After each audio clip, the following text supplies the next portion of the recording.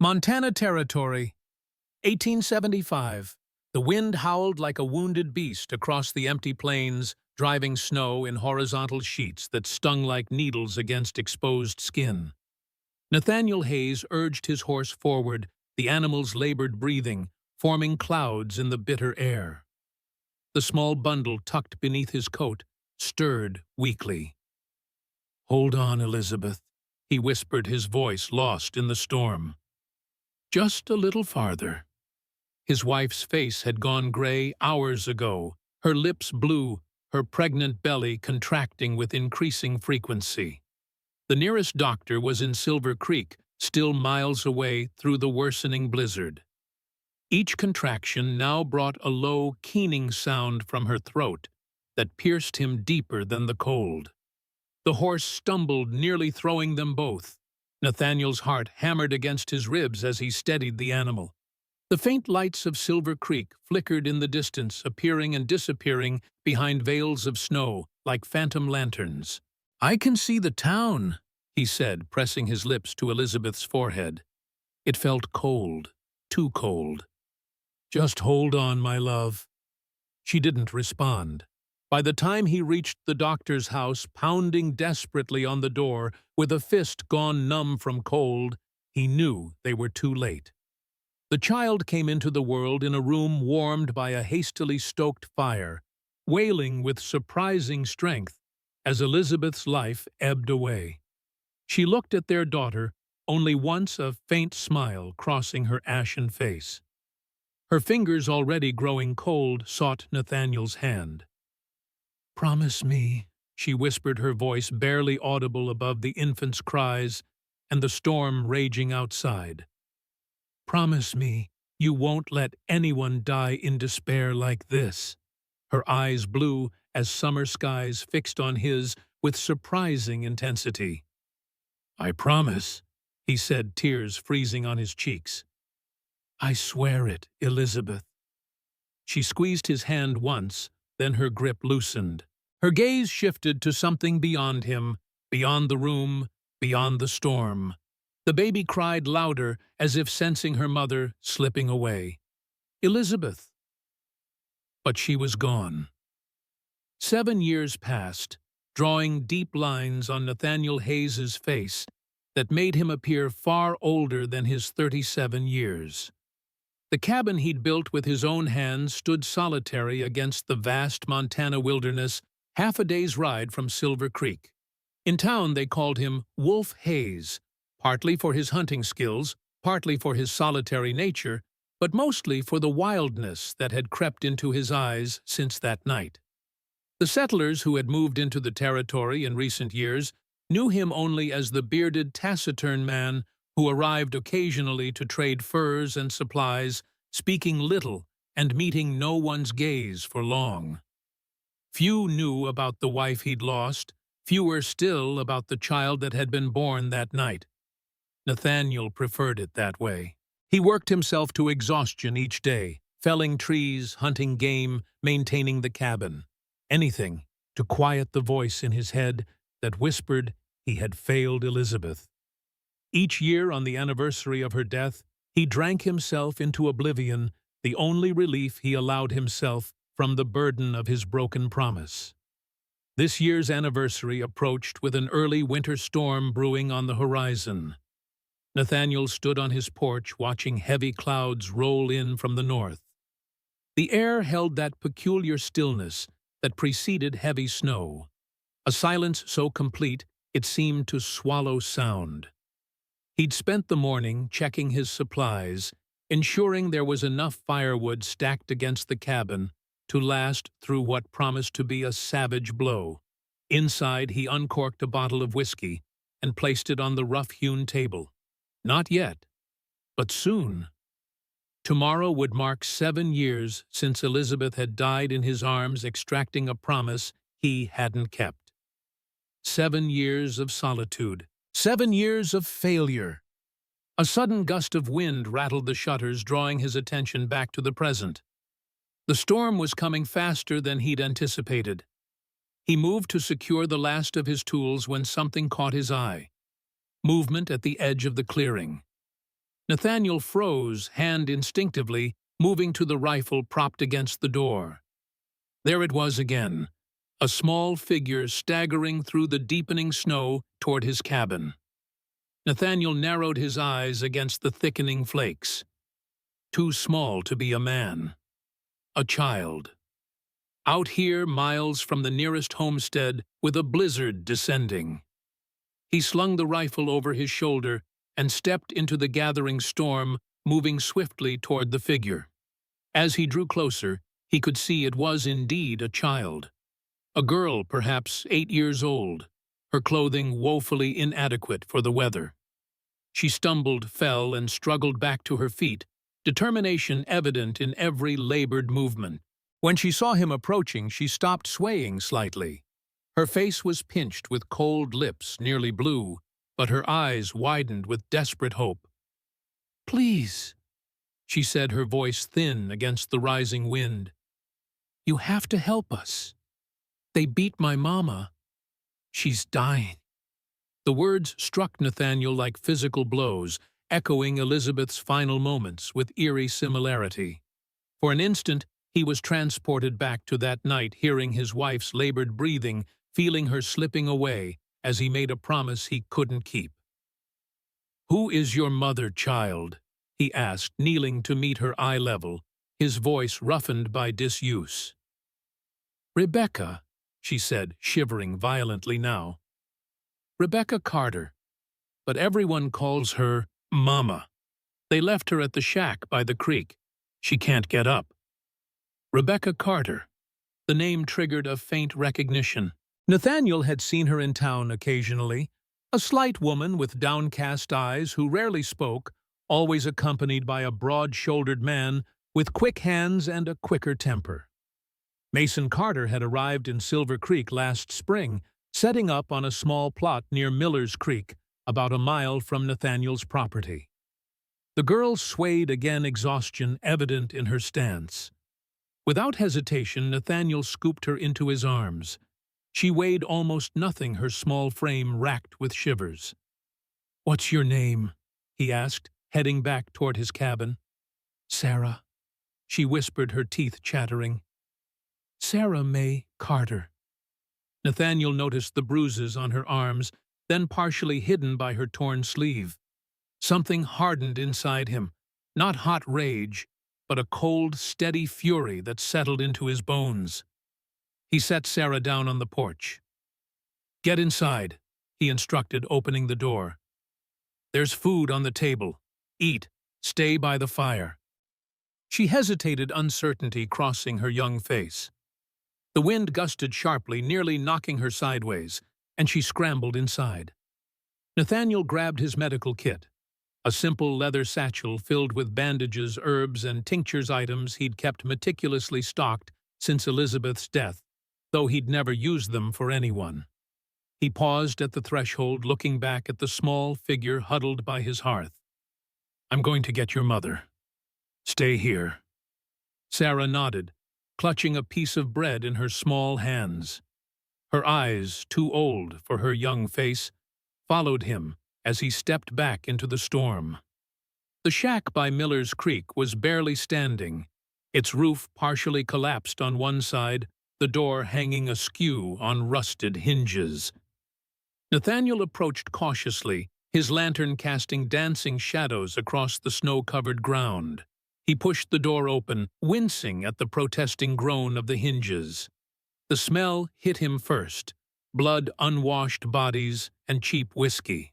His eyes adjusted slowly to the gloom. In the corner, on a pallet of filthy straw, lay a woman. Even in the dim light, Nathaniel could see she'd been badly beaten. One eye was swollen shut. Her lip split, dark bruises mottling her face and neck. Her breathing came in shallow gasps. "Rebecca Carter?" he asked, moving closer.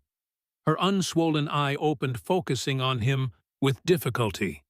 Rather than fear, her gaze held a strange pride, a refusal to beg even now. "Your daughter found me," Nathaniel said, kneeling beside her. "Sarah May. She's safe at my cabin." Something shifted in Rebecca's expression. relief warring with continued wariness. "You shouldn't have come," she managed, her voice a hoarse whisper. "Mason will. They'll say things." "Let them say," Nathaniel replied simply. He examined her injuries with careful hands. A dislocated shoulder, at least 2 broken ribs, extensive bruising.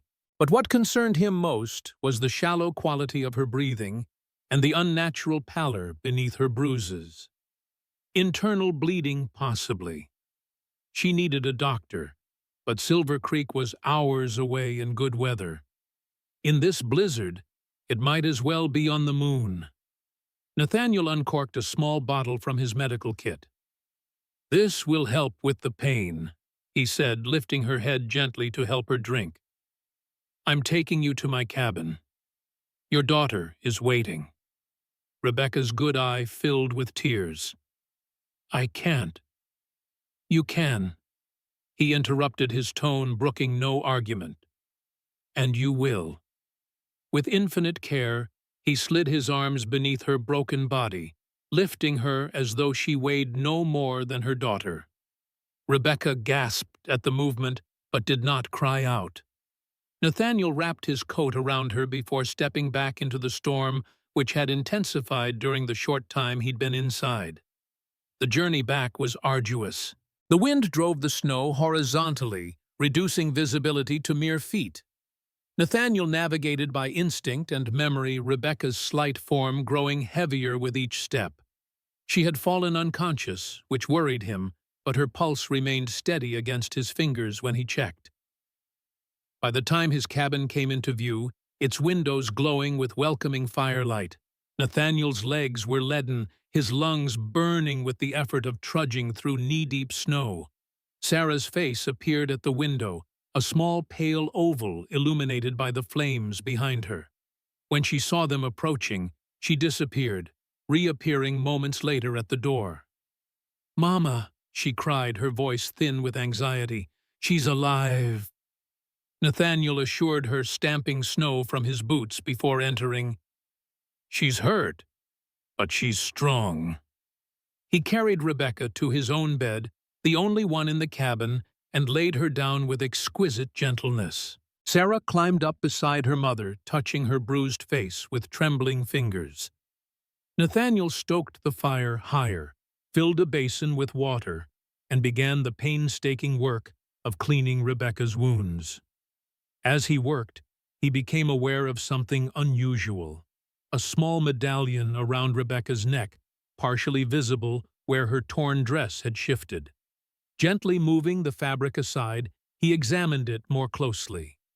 It was a circular pendant with an emblem he recognized immediately, the insignia of the 7th Cavalry's Medical Corps, the same unit Elizabeth had served with as a nurse during the war. Nathaniel froze, his mind racing. There was only one 7th Cavalry field hospital during the later campaigns, and Elizabeth had been stationed there. If Rebecca had this medallion, she must have served alongside his wife. The coincidence seemed too great. As if sensing his scrutiny, Rebecca stirred her uninjured eye, fluttering open. For a moment, confusion clouded her gaze, then recognition dawned. "Hayes," she whispered. "Nathaniel Hayes." He nodded, surprise evident in his expression. "Lizzie's husband," she continued, her voice faint but clear. "I remember from the hospital."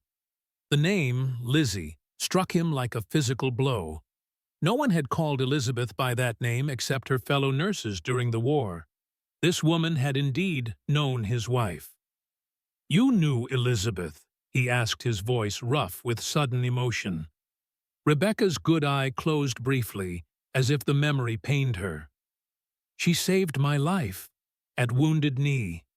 I never forgot." Sarah looked between them, confusion evident on her young face. "Mama, you know him." "Not exactly, little one," Rebecca murmured.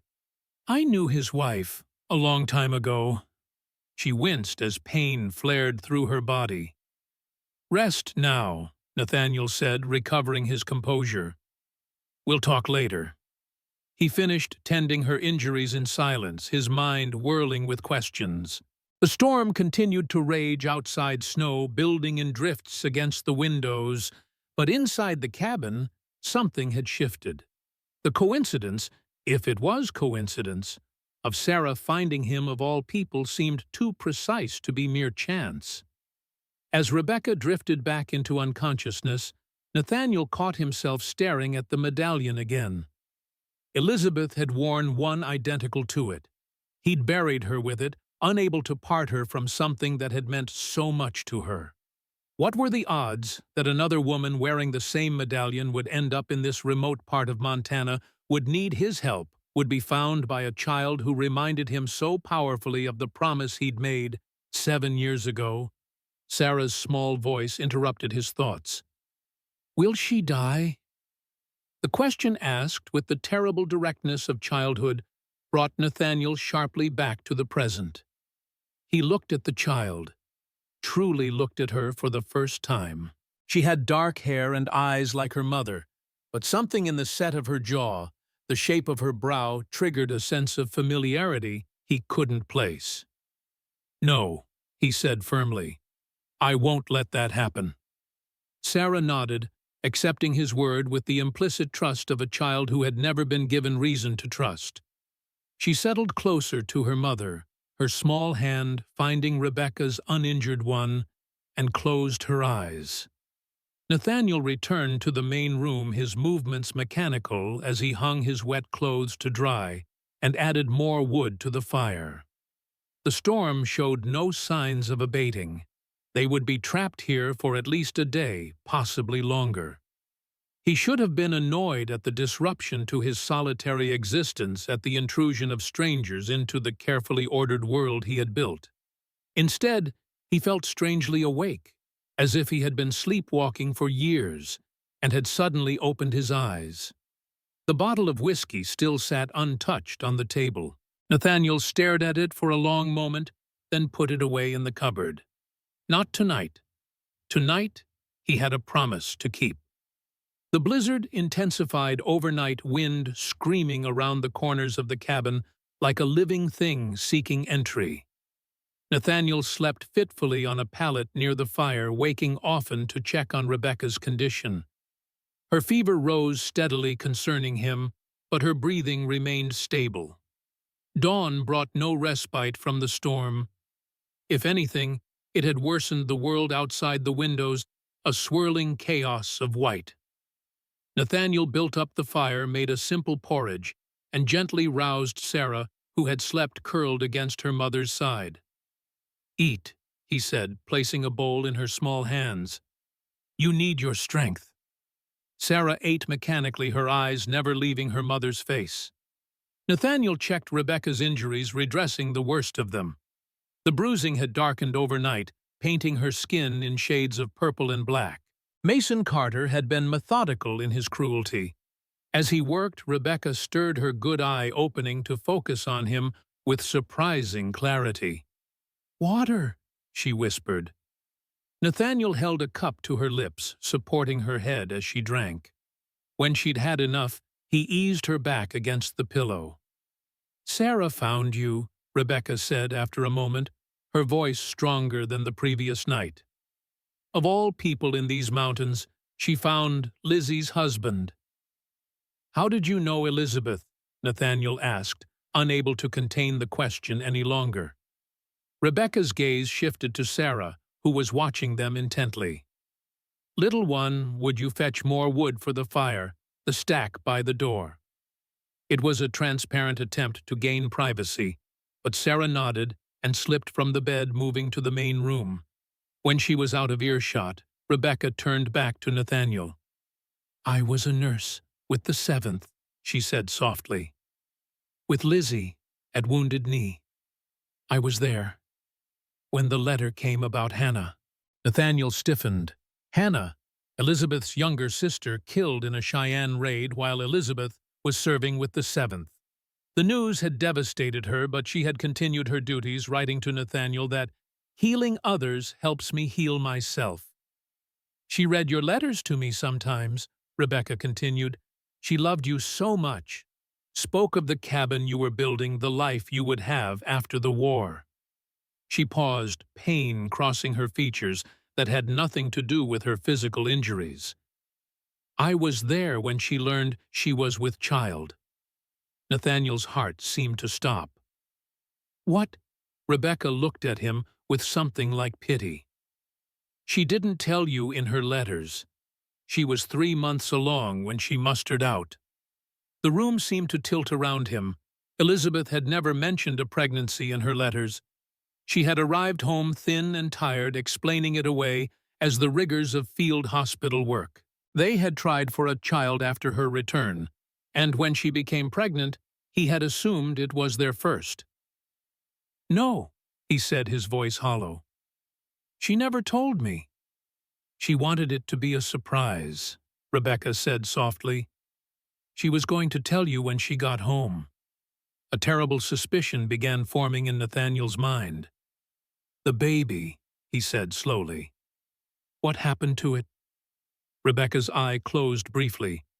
"Lizzie delivered early on the journey home. A girl, small but healthy. I helped with the birth."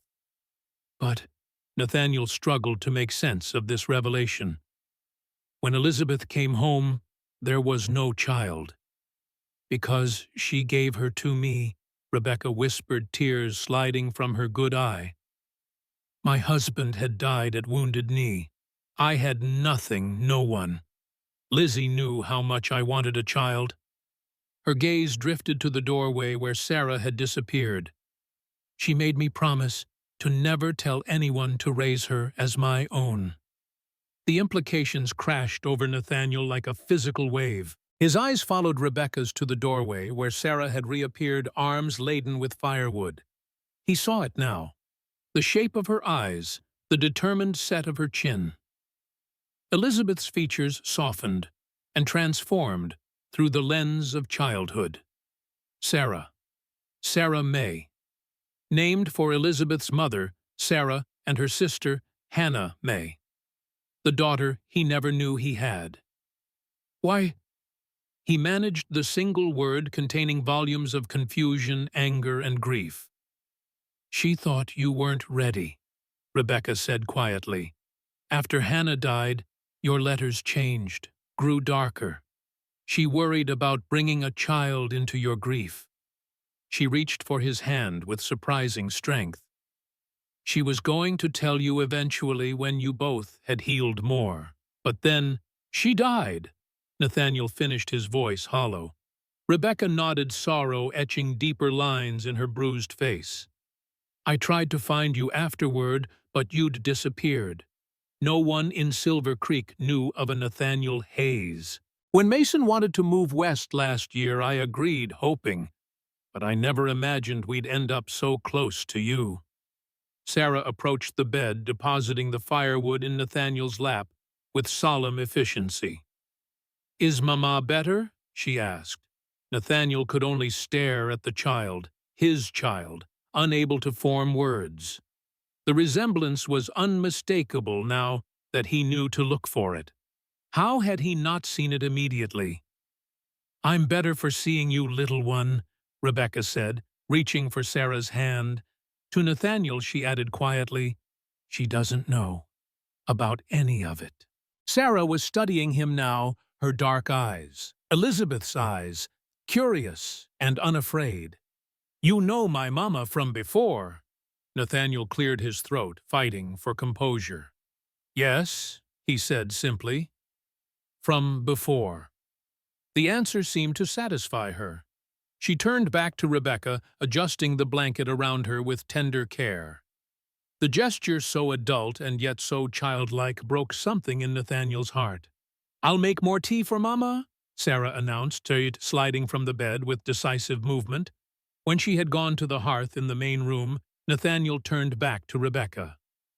"Mason," he said, the name like gravel in his mouth. "He doesn't know?" Rebecca shook her head slightly. "No one knows, except you and me now. Lizzie made me swear never to tell to protect Sarah." Fear flashed in her good eye. "If Mason learns she isn't his, he won't." Nathaniel said, a cold certainty settling in his bones. "And he'll never touch either of you again." "You don't know him," Rebecca whispered. "He's dangerous, connected. His cousin is Judge Harmon in Silver Creek." The name sent a chill through Nathaniel. Judge Abraham Harmon was the most powerful man in the county, known for his harsh sentences and absolute control over local law enforcement. If Mason Carter had Harmon's protection, it explained why no one had intervened, despite what must have been obvious abuse. "I don't care who protects him," Nathaniel said, his voice low and steady. "No man has the right to do this to another human being." Rebecca's expression softened with something like pity. "There are no rights out here, Hayes. Only power. And men like Mason and the judge have it all." "Not all of it," Nathaniel countered, a plan already forming in his mind. Sarah returned with a steaming cup, carefully navigating the space to avoid spilling. She handed it to Nathaniel, who held it to Rebecca's lips.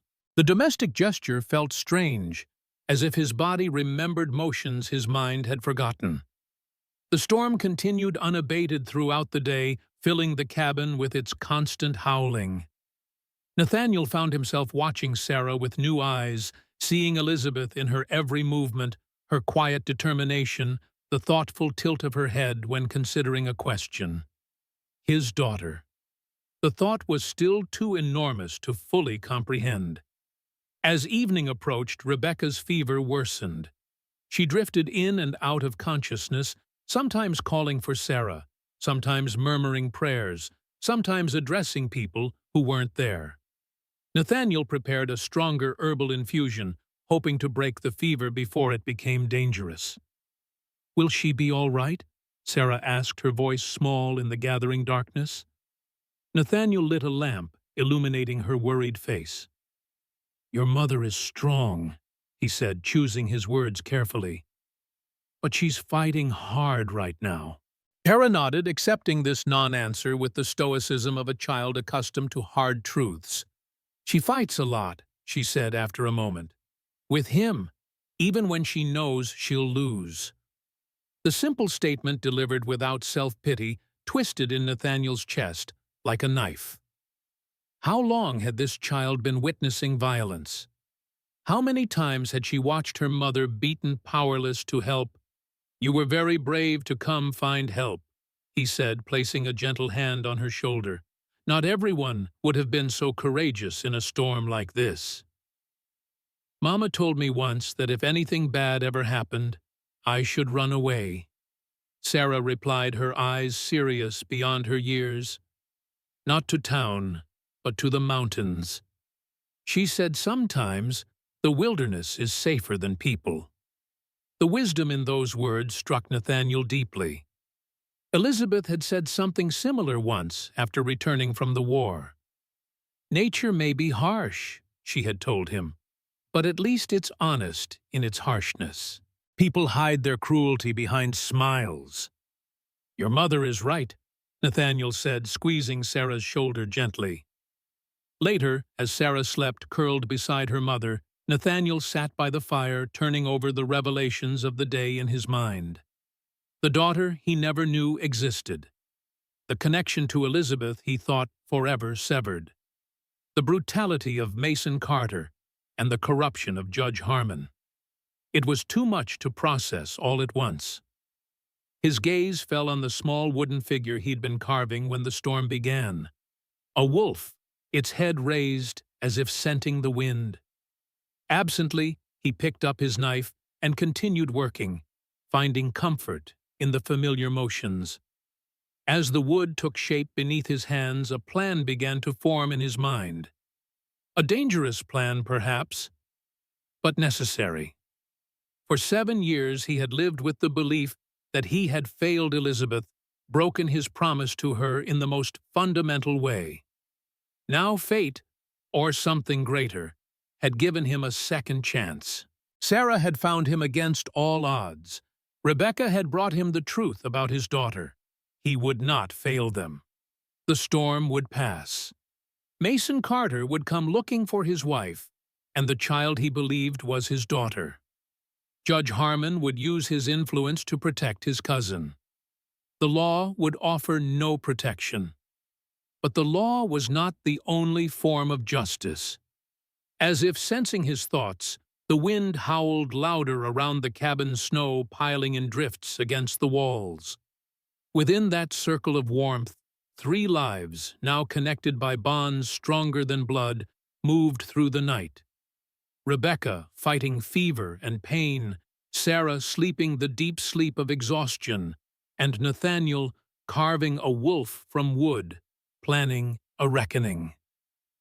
Dawn broke with unnatural stillness. The storm had passed during the night, leaving the world transformed beneath a blanket of pristine white. Nathaniel stood on the porch, watching the sun rise over an unbroken expanse of snow. The air was so cold it burned in his lungs, crystallizing his breath into clouds that dissipated slowly. Rebecca's fever had broken some time before dawn. She slept now, her breathing easier color returning to her face beneath the bruises. Sarah had helped change her mother's bandages, her small hands, surprisingly deft, betraying long practice at tending wounds. The thought had kindled fresh anger in Nathaniel's heart. He returned inside the cabin, warm from the fire he'd stoked before stepping out. Sarah sat at the table eating porridge with single-minded focus. She looked up as he entered, a question in her eyes. "Storm's past," Nathaniel said, hanging his coat by the door, "but the snow's deep. We'll be staying put for a few days yet." Relief crossed Sarah's face briefly before she masked it with a nod. "Mama's better this morning. She was asking for water when I woke up." "That's good news," Nathaniel replied, checking the pot of coffee he'd set to brew. "Means the fever's truly broken." He poured a cup and sat across from Sarah, studying her face in the morning light. The resemblance to Elizabeth was unmistakable now. The shape of her eyes, the determined set of her jaw. His daughter. The thought still felt unreal, a dream from which he might wake at any moment. "Mr. Hayes," Sarah's voice interrupted his thoughts. "Nathaniel," he corrected gently. The formality felt wrong, though he couldn't bring himself to suggest "father" or anything similar. Not yet. Perhaps never. "Nathaniel," she repeated, testing the name. "What will happen when Mason comes looking for us?" The directness of the question surprised him, though perhaps it shouldn't have. This child had seen too much of life's harshness to deal in comfortable lies. "He won't find you here," Nathaniel said, matching her directness. "And if he does, he'll have to go through me to get to you or your mother." Sarah considered this, head tilted slightly in a gesture so reminiscent of Elizabeth that it made his chest ache. "He hurts people," she said finally. "He hurt Mama's friend, Mr. Thompson, just for helping her carry groceries." Nathaniel sipped his coffee, using the moment to control the anger that flared at her matter-of-fact description of violence. "I'm not easily hurt," he said simply. Sarah seemed to accept this, returning to her porridge with renewed focus. After a moment, she spoke again, her voice smaller. "I saw what you were carving. The wolf. It's pretty." "Would you like to learn?" Nathaniel asked, the offer surprising him as much as it seemed to surprise her. Sarah's eyes widened slightly. "Really, Mason says girls can't carve. Says we'll just cut ourselves." "Your mother was a field nurse in the war," Nathaniel replied, rising to retrieve his carving tools from the shelf. "She had steadier hands than most surgeons I knew. I suspect you have similar talents." The morning passed in quiet industry. Nathaniel taught Sarah the basics of wood carving. Her small hands awkward at first, but quickly gaining confidence. Rebecca woke intermittently, taking broth and water, her gaze following Sarah with evident love.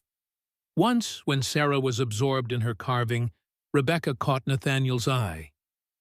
She has Lizzie's focus, she said softly. Once she sets her mind to something, nothing distracts her. Nathaniel nodded, unable to speak past the tightness in his throat. He'd missed 7 years of his daughter's life. 7 birthdays, 7 winters, 7 springs. The knowledge was a physical ache. "What will you do?" Rebecca asked, reading his expression. "When the snow melts, keep you both safe," he replied without hesitation. A shadow crossed her bruised face. "It's not that simple. Mason has connections. The law won't help us." "I'm not looking to the law for help," Nathaniel said, his voice hardening slightly. "Some men only understand one language." Rebecca's good eye widened slightly. "Violence will only bring more violence, and Sarah has seen enough of that already." Before Nathaniel could respond, a sound caught his attention, the distant jingle of harness bells. Someone was approaching the cabin. "Sarah," he said, keeping his voice calm, "take your mother into the back room. Stay quiet." The girl looked up, instantly alert. She set aside her carving and helped Rebecca to her feet, supporting her with surprising strength as they moved to the small second room. Nathaniel retrieved his rifle from beside the door, checking that it was loaded. The bells grew louder, accompanied now by the crunch of horses' hooves breaking through crusted snow. Nathaniel moved to the window, positioning himself to see without being seen. A large sleigh was approaching, drawn by 2 sturdy horses. 3 men occupied it, 2 he didn't recognize, and 1 he did. Mason Carter, his broad frame unmistakable even bundled against the cold. "He's found us," Rebecca whispered from the doorway, her face pale with fear. She had disobeyed his instruction to stay hidden, though Sarah was nowhere to be seen. "Get back!" Nathaniel ordered more harshly than he intended. Rebecca didn't move.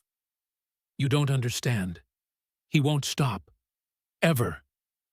"Neither will I," Nathaniel replied, meeting her gaze steadily. Something in his expression must have convinced her, for she nodded once and disappeared back into the room. Nathaniel positioned himself beside the door, rifle ready, but not raised. He would not fire first, but he would finish whatever Mason Carter started. The sleigh halted outside. Male voices called to one another, their words indistinct, but their tone clear. Anger, determination. Heavy boots crunched on snow approaching the cabin. A fist pounded on the door. "Hayes." Nathaniel remained silent, calculating odds and angles. 3 men, likely all armed. The element of surprise was his only advantage. "Last chance, Hayes," Mason shouted. "I've got men with me this time. You can't keep what's mine." The words, the casual ownership assumed over Rebecca and Sarah, ignited something cold and implacable in Nathaniel's chest. He set the rifle against the wall and instead picked up the lantern from the table, lighting it with steady hands. "Come out, you coward!" Mason's voice rose, higher-edged with the false courage of alcohol. "Face me like a man." Nathaniel opened the door in one swift motion, the sudden movement startling Mason back a step. The man was shorter than Nathaniel had expected, thick-bodied and red-faced, with small, close-set eyes. The 2 men flanking him were clearly hired muscle, their expressions wary as they assessed Nathaniel's height and obvious strength. Nathaniel stepped onto the porch, closing the door behind him. He set the lantern down in the snow, its light casting long shadows across the pristine white surface. The cold air burned in his lungs, but he felt only a strange calm. "Where's my wife?" Mason demanded, recovering his bluster. His hand strayed to the pistol at his hip. "She was never yours to break," Nathaniel replied, his voice carrying easily in the still air. Mason's face darkened with rage. "Who the hell do you think you are? That woman is my property by law. The kid, too. You've got no right. No man has the right to do what you did to her. Nathaniel interrupted, his tone level but edged with steel. No law justifies beating a woman until she can't stand. No God forgives hurting a child. Mason sneered, emboldened by the presence of his companions. Spare me your preaching.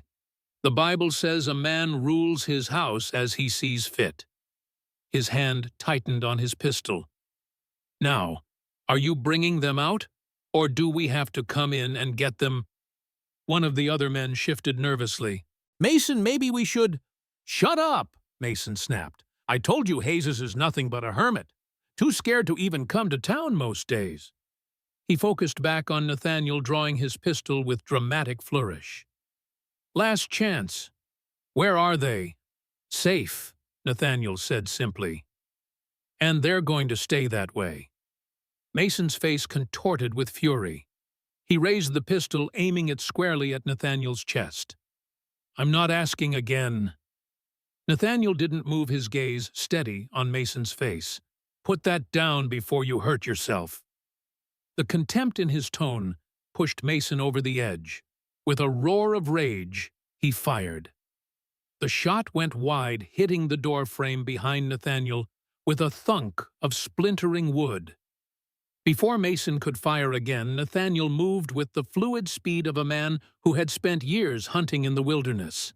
He crossed the space between them in 2 long strides, knocked the pistol aside with one hand, and delivered a punishing blow to Mason's solar plexus with the other. The smaller man doubled over, wheezing. Nathaniel relieved him of the pistol with contemptuous ease. The other 2 men drew their own weapons, but hesitated clearly, not having expected such swift and decisive action. It was all the opening Nathaniel needed. He seized Mason by the collar, dragged him upright, and placed the man's own pistol against his temple.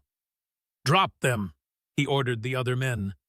They exchanged uncertain glances, then slowly placed their pistols in the snow. Kick them away, Nathaniel directed, maintaining his grip on the struggling Mason. They complied, their weapons disappearing into deep snow several feet away. Mason continued to struggle, his face purple with rage and lack of oxygen. Now, Nathaniel said, his voice terrifyingly calm, here's what's going to happen.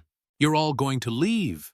You're going to tell Judge Harmon that if he wants to protect his cousin, he'd better keep him away from Rebecca and Sarah. If I see any of you within a mile of this property again, I won't be so merciful. You can't do this, one of the men protested weakly. The judge isn't here, Nathaniel interrupted. And by the time he could get here, this situation could end very differently. He tightened his grip on Mason, who had begun to make choking sounds. Do we understand each other? The men nodded. Their earlier bravado evaporated in the face of Nathaniel's cold efficiency. He pushed Mason toward them, the man stumbling in the deep snow, gasping for breath. Get him out of here, Nathaniel said, keeping the pistol trained on them. And remember what I said. The men helped Mason to the sleigh, casting nervous glances over their shoulders as they retreated. Nathaniel stood immobile on the porch, watching as they turned the horses and began the journey back toward town. Only when they had disappeared from view did he lower the pistol. The confrontation had lasted less than 5 minutes, but Nathaniel knew it was far from over. Mason Carter would not accept this humiliation. Judge Harmon would not allow his cousin to be defied. They would return with more men, perhaps with some pretense of legal authority. The cabin door opened behind him. Rebecca stood there, her face pale but determined. Rebecca searched his face, finding something there that seemed to reassure her. Sarah, she called softly, it's all right now. The girl emerged from hiding, her eyes wide but unafraid. She moved to her mother's side, supporting her with the unconscious ease of long practice. Did you hurt him? She asked Nathaniel, her tone merely curious, not accusatory. Not as much as he deserved, Nathaniel replied honestly. Sarah nodded, as if this confirmed something she had already concluded. "He'll be angry when he comes back." "Let him be," Nathaniel said, closing the door against the cold. "Anger makes men stupid, and we need all the advantages we can get." As he spoke, a plan was solidifying in his mind. Mason and the judge held power in Silver Creek, but Nathaniel had connections of his own, old war comrades, men who owed him favors, men who understood that sometimes justice required working outside the law. He glanced at Rebecca, seeing the same calculation in her gaze.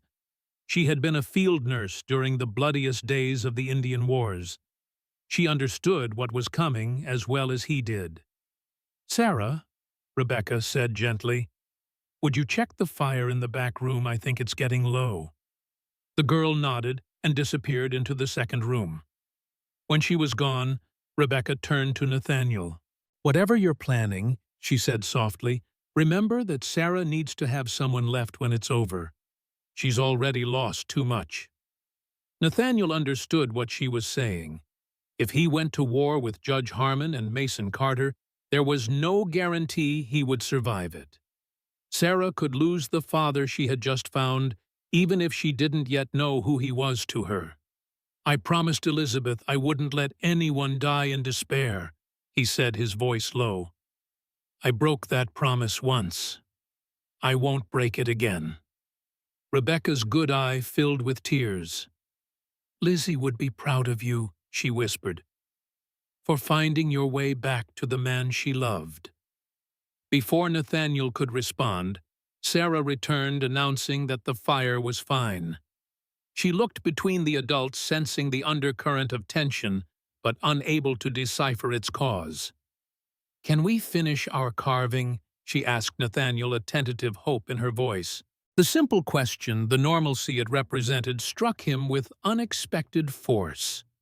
This child, his child, had found her way to him against impossible odds.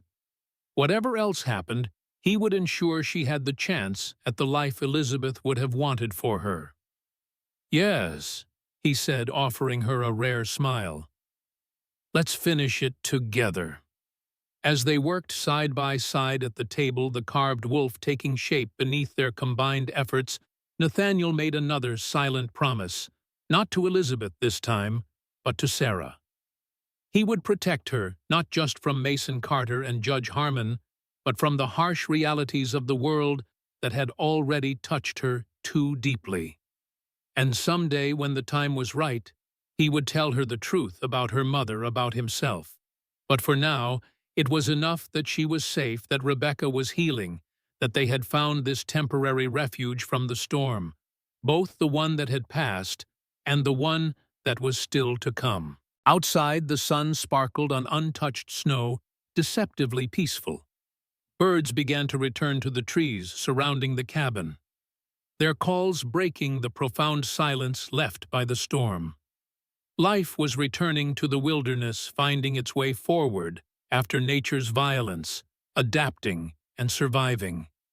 Inside, three people, whose lives had been irrevocably altered by a different kind of storm, began the same process, finding a way forward together. Days passed slowly in the cabin as Rebecca regained her strength. The snow remained deep outside, isolating them from the rest of the world, creating an unexpected sanctuary for the three unlikely companions. Nathaniel maintained a watchful routine, checking the perimeter morning and evening for any sign of Mason or his men, though he knew the heavy snow would keep them away for at least a few more days. Within the cabin walls, a tentative peace had taken root. Sarah proved herself both resilient and helpful, assisting with cooking, tending her mother's wounds, and continuing her carving lessons with Nathaniel. Each evening, she would proudly display her progress on the small wooden wolf, her technique improving remarkably under his patient guidance. Rebecca grew stronger daily, the color returning to her face, her movements becoming more assured, though still cautious due to her healing ribs. She watched the developing bond between Nathaniel and Sarah with mixed emotions, gratitude for the gentle way he treated her daughter, and apprehension about the revelations that awaited when the truth eventually came to light. On the fourth morning after Mason's confrontation, Nathaniel was chopping more firewood when he noticed Sarah standing in the doorway, watching him with quiet intensity. She had wrapped herself in one of his old scarves, the thick wool nearly swallowing her small frame. "Need something?" he asked, setting the axe aside. "Mama's sleeping," she replied. "She told me to rest, too, but I'm not tired." Nathaniel nodded, understanding the restlessness of a child confined too long indoors. "Want to help me check the snares?" Her eyes brightened. "Can I really? Bundle up properly first," he instructed. "It's colder than it looks." Minutes later, they trudged through the snow, Sarah following carefully in Nathaniel's footsteps. He had fashioned crude snowshoes for her from strips of rawhide and bent branches, teaching her how to walk with the awkward contraptions strapped to her boots. She adapted quickly, her natural grace reminding him painfully of Elizabeth. "How do you know where the snares are?"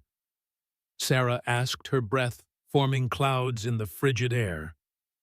"I remember," Nathaniel replied, tapping his temple. "Same way your mother remembers where all her medical supplies are." Sarah considered this. "Mason always forgets where he puts things. Then he gets angry and breaks stuff until he finds what he's looking for." The casual mention of violence twisted something in Nathaniel's chest. "Some men think anger makes them stronger," he said carefully. "It doesn't. It just makes them dangerous and foolish." "Like bears," Sarah observed sagely. "Mama says angry bears are the most dangerous kind." "Your mama's right," Nathaniel agreed, hiding a smile at her simple wisdom. They checked 5 snares, finding 2 rabbits. Nathaniel showed Sarah how to reset the traps and how to respectfully handle the animals that had given their lives for human sustenance. She watched with solemn attention, asking thoughtful questions that belied her young age. As they headed back toward the cabin, Sarah suddenly stopped, her head tilted in the listening posture that so reminded him of Elizabeth. "What's that?" she asked, pointing toward a distant ridge where dark shapes moved against the white backdrop. Nathaniel squinted against the glare of sun on snow. "Elk," he said after a moment. "A small herd moving down to lower ground for better grazing." Sarah watched, entranced. "They're beautiful." "Yes," Nathaniel agreed, studying not the elk, but the wonder on his daughter's face. "They are." Later, as he prepared the rabbits for cooking, he found himself thinking about Sarah's reaction to the elk. Despite everything she had endured, the violence, the fear, the uncertainty, she still possessed the capacity for wonder. It humbled him, this resilience of spirit that children somehow maintained in the face of adult cruelty. Rebecca emerged from the back room, moving with greater ease than previous days. She watched silently as Nathaniel worked his hands efficient and sure with the skinning knife. "You're good with her," she said at last, nodding toward Sarah, who was absorbed in her carving by the fire. Nathaniel shrugged, uncomfortable with the observation. "She's easy to be good with." "No," Rebecca countered softly. "She's wary with most men, scared of them honestly, but not with you." She paused, her next words careful. "She deserves to know the truth." The knife stilled in Nathaniel's hands. "It would confuse her." "Perhaps," Rebecca acknowledged. "But children understand more than we give them credit for. And she has a right to know her father." Nathaniel resumed his work, his movements more measured now. "When Mason is dealt with, not before." Rebecca accepted this with a slight nod, though her expression suggested she had more to say. Instead, she moved to help Sarah with a particularly difficult cut in the wood, guiding her small hands with gentle assurance. As Nathaniel watched them, a thought occurred to him, one he had been avoiding. "The medallion," he said suddenly. "The one you wear, where did you get it?" Rebecca's hand moved instinctively to her throat, where the 7th Cavalry Medical Corps insignia hung on its chain. "Lizzie gave it to me," she said, straightening, "before she left the regiment. Said it would bring me luck." Her eyes met his directly. "I know you buried her with hers." "I did," Nathaniel confirmed. "She never took it off, even after coming home." He hesitated, then asked the question that had been nagging at him. "How did you end up with Mason?" Rebecca's face tightened, old pain surfacing in her expression. After the war, there weren't many options for a woman alone. "I worked as a nurse where I could, but civilian hospitals preferred doctors' wives or sisters, not field nurses with war experience." Her bitter tone spoke volumes about those rejections. "I was in Cheyenne when I met him. He seemed different then, charming even. Said he had prospects out west." "And by the time you learned differently, it was too late," Nathaniel guessed. "The first time he hit me was 2 weeks after we married," Rebecca confirmed quietly, ensuring Sarah couldn't overhear. "By then we were already heading west. No family to go back to, no money of my own." She glanced at Sarah. "And I had her to protect." "There was a time," Rebecca said quietly, "when I thought I saw something worth saving in Mason. After the war, he seemed broken, haunted even. He told me about his brother who died at Shiloh, how he'd promised to look after him but failed. I recognized that guilt. It was the same I carried for soldiers I couldn't save." She paused, her gaze distant. "I think that's why his cruelty shocked me so deeply when it finally emerged. It was like watching someone transform from a wounded man into a monster. Even now, in his worst rages, I sometimes catch glimpses of that other Mason. Terrified, grieving, lost. But those moments grow rarer every year." "Elizabeth's daughter," Nathaniel murmured, the reality of it still sometimes overwhelming him. "Your daughter," Rebecca corrected gently. "Lizzie wanted her to know you someday. She made me promise that when Sarah was old enough, I would find you and tell you both the truth." Before Nathaniel could respond, Sarah called from her place by the fire. "Look, I finished his tail." The wooden wolf was taking shape nicely, its proportions surprisingly accurate for a child's first carving. Sarah held it up proudly, her smile bright enough to chase away the shadows of the past conversation. "That's excellent work," Nathaniel praised, grateful for the interruption. "You've got a steady hand." "Like Mama?" Sarah said, casting an adoring glance at Rebecca. "She says good hands are a gift, and we shouldn't waste gifts." The simple wisdom so clearly passed from Rebecca to Sarah over years of shared hardship affected Nathaniel deeply. Whatever mistakes Rebecca might have made, she had raised Sarah with love and values that would serve her well. For that alone, he owed her a debt he could never repay. That night, after Sarah had fallen asleep, Rebecca and Nathaniel sat by the dying fire. The cabin was quiet, except for the occasional pop of burning wood and the distant howling of wolves in the mountains. "Tell me about her," Nathaniel said suddenly, his voice low to avoid waking Sarah. "About how she was as a baby." Rebecca smiled, her face softening with remembrance. "Strong from the start, tiny but determined. She hardly ever cried, almost like she knew crying would draw attention." She hesitated, then continued. "She has Lizzie's eyes, and her laugh. The first time I heard Sarah really laugh, she was maybe 6 months old. It was like hearing Lizzie again." Nathaniel absorbed this, imagining the baby he had never known. "And did—" He paused, the question difficult to form. "Did she ask about her father When she was about 4, Rebecca confirmed. I told her what Lizzie asked me to say, that her father was a good man who would have loved her very much if he had known her. She glanced toward the back room where Sarah slept. Mason forbade any mention of it after we married, said he was her father now, and that was the end of it. But she never believed that, Nathaniel guessed. Children know, Rebecca said simply, even without being told.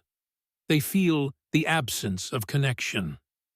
The conversation lapsed into contemplative silence. Nathaniel stared into the embers, thinking about all he had missed. First steps, first words, first of everything that marked a child's growth. "What happened to you?" Rebecca asked eventually.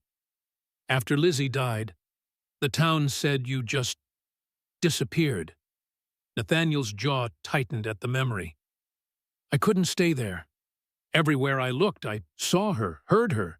The cabin we'd built together was—" He trailed off, unable to articulate the suffocating grief that had driven him away. "I went north, trapped for a few years, didn't speak to another human for months at a time."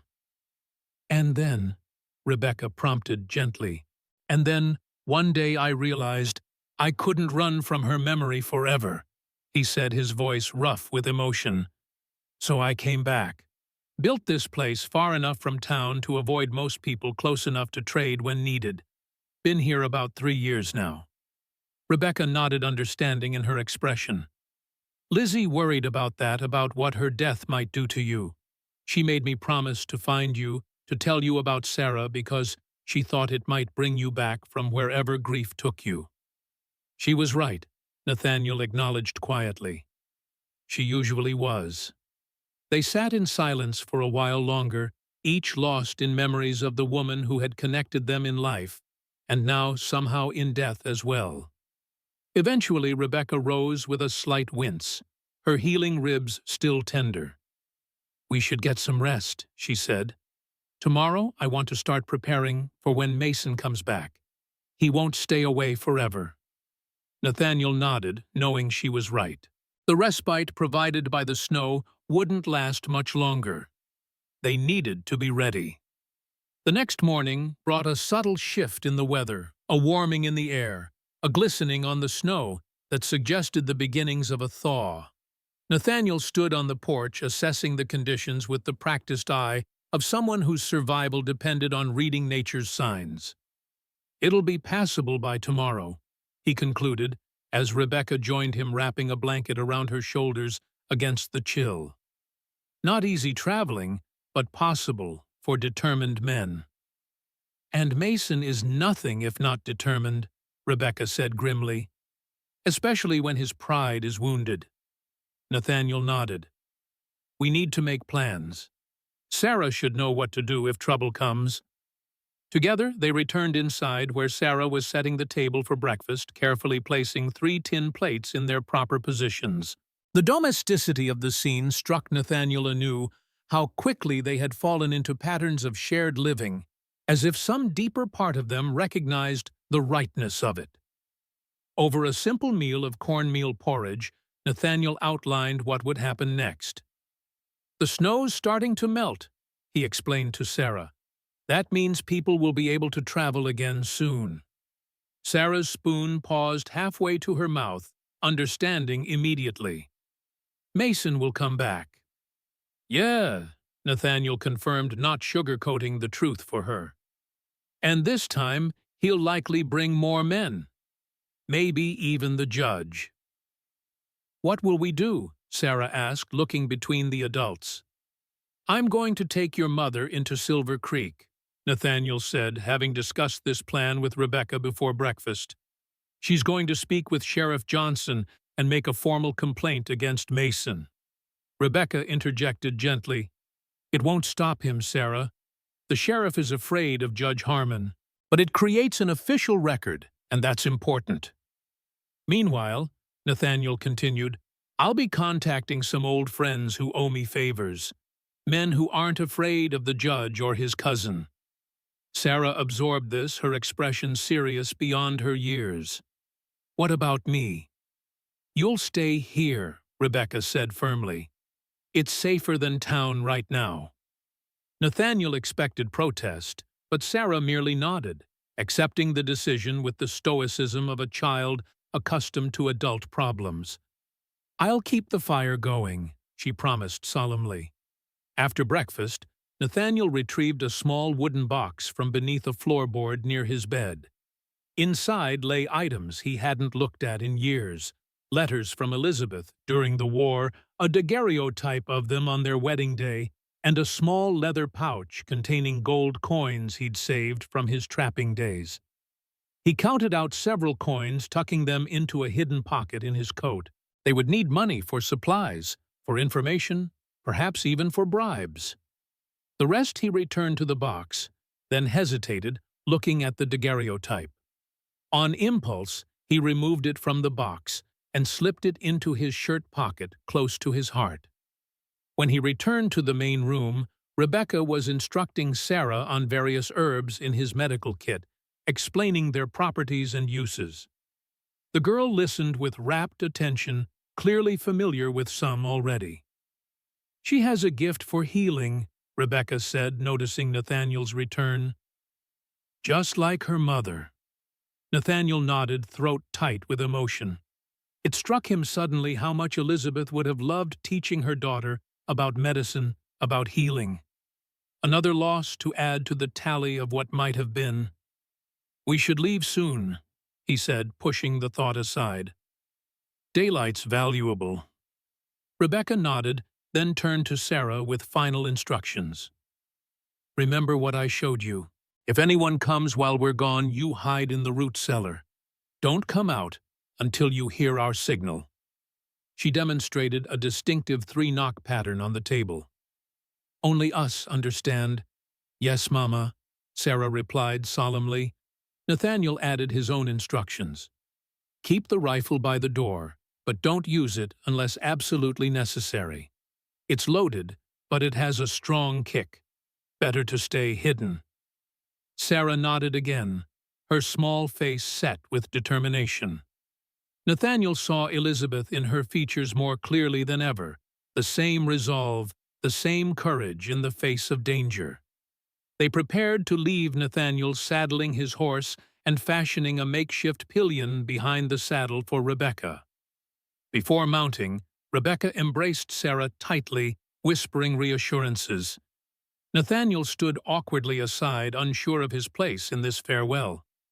To his surprise, when Rebecca stepped back, Sarah approached him directly. Without a word, she held out the nearly finished wooden wolf. "To protect you," she explained simply. Nathaniel accepted the carving, deeply moved by the gesture. "Thank you," he said, his voice rough with emotion. "We'll be back before dark." Sarah nodded, then surprised him further by quickly wrapping her arms around his waist in a brief hug before retreating to the cabin door. The unexpected contact left Nathaniel momentarily speechless, a lump forming in his throat. He helped Rebecca mount behind him, acutely aware of her wince of pain as she settled. Her ribs were healing, but the ride would be uncomfortable at best. "We'll take it slow," he promised. As they rode away, Nathaniel looked back once to see Sarah standing in the doorway, a small figure framed against the dark interior of the cabin. She raised her hand in farewell, and he returned the gesture, Sarah's wooden wolf clutched in his other hand. The journey to Silver Creek took longer than usual, due to the partially melted snow, which made for treacherous footing in places. Nathaniel chose their path, carefully avoiding the main road where they might be seen.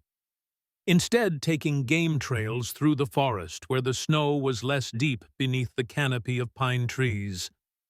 Rebecca rode in silence for much of the way, one arm wrapped protectively around her healing ribs, the other holding onto Nathaniel's coat for balance. The physical proximity was awkward at first, a forced intimacy between two people connected by circumstance rather than choice. As they neared town, Nathaniel felt Rebecca tense behind him.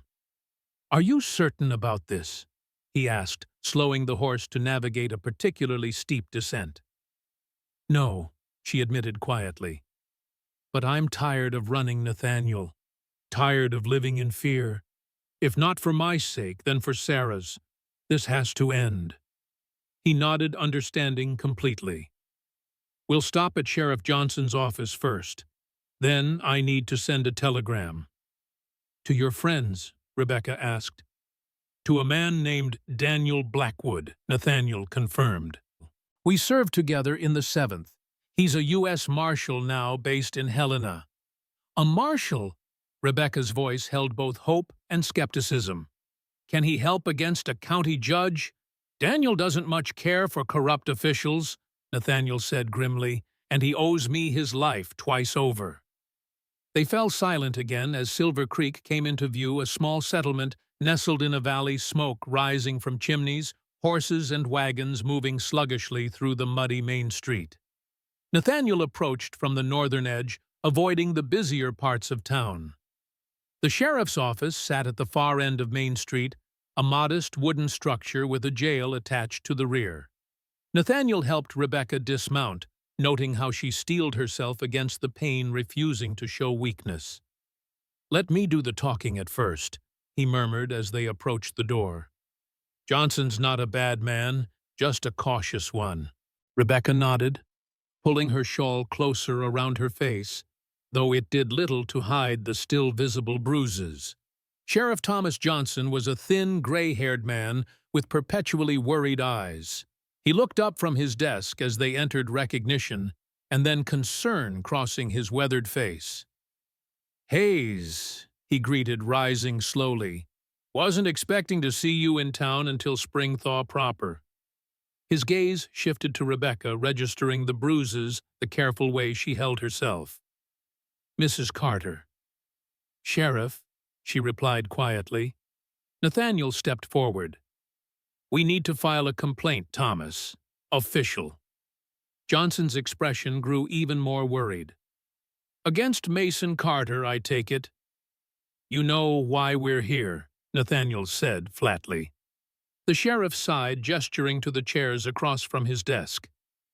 Sit down, both of you. Once they were seated, he continued, his voice low. I'm not unsympathetic, Mrs. Carter. Those bruises tell a clear enough story, but you need to understand the situation. I understand perfectly, Rebecca replied, a new steel entering her voice. You're afraid of Judge Harmon, and Mason is his cousin. Johnson didn't deny it. It's not just about me. Harmon controls this county. He appoints officials, influences businesses, decides who prospers and who doesn't. And that justifies allowing a man to nearly beat his wife to death. Nathaniel demanded, anger edging into his tone. Of course not, Johnson snapped, then moderated his voice. Look, I can take your statement. I can even arrest Mason if I find him drunk and disorderly, which isn't difficult, but the judge will have him out within the hour, and then things will be worse for everyone. Not this time, Nathaniel said firmly. I've sent for help. Johnson's eyebrows rose. What kind of help?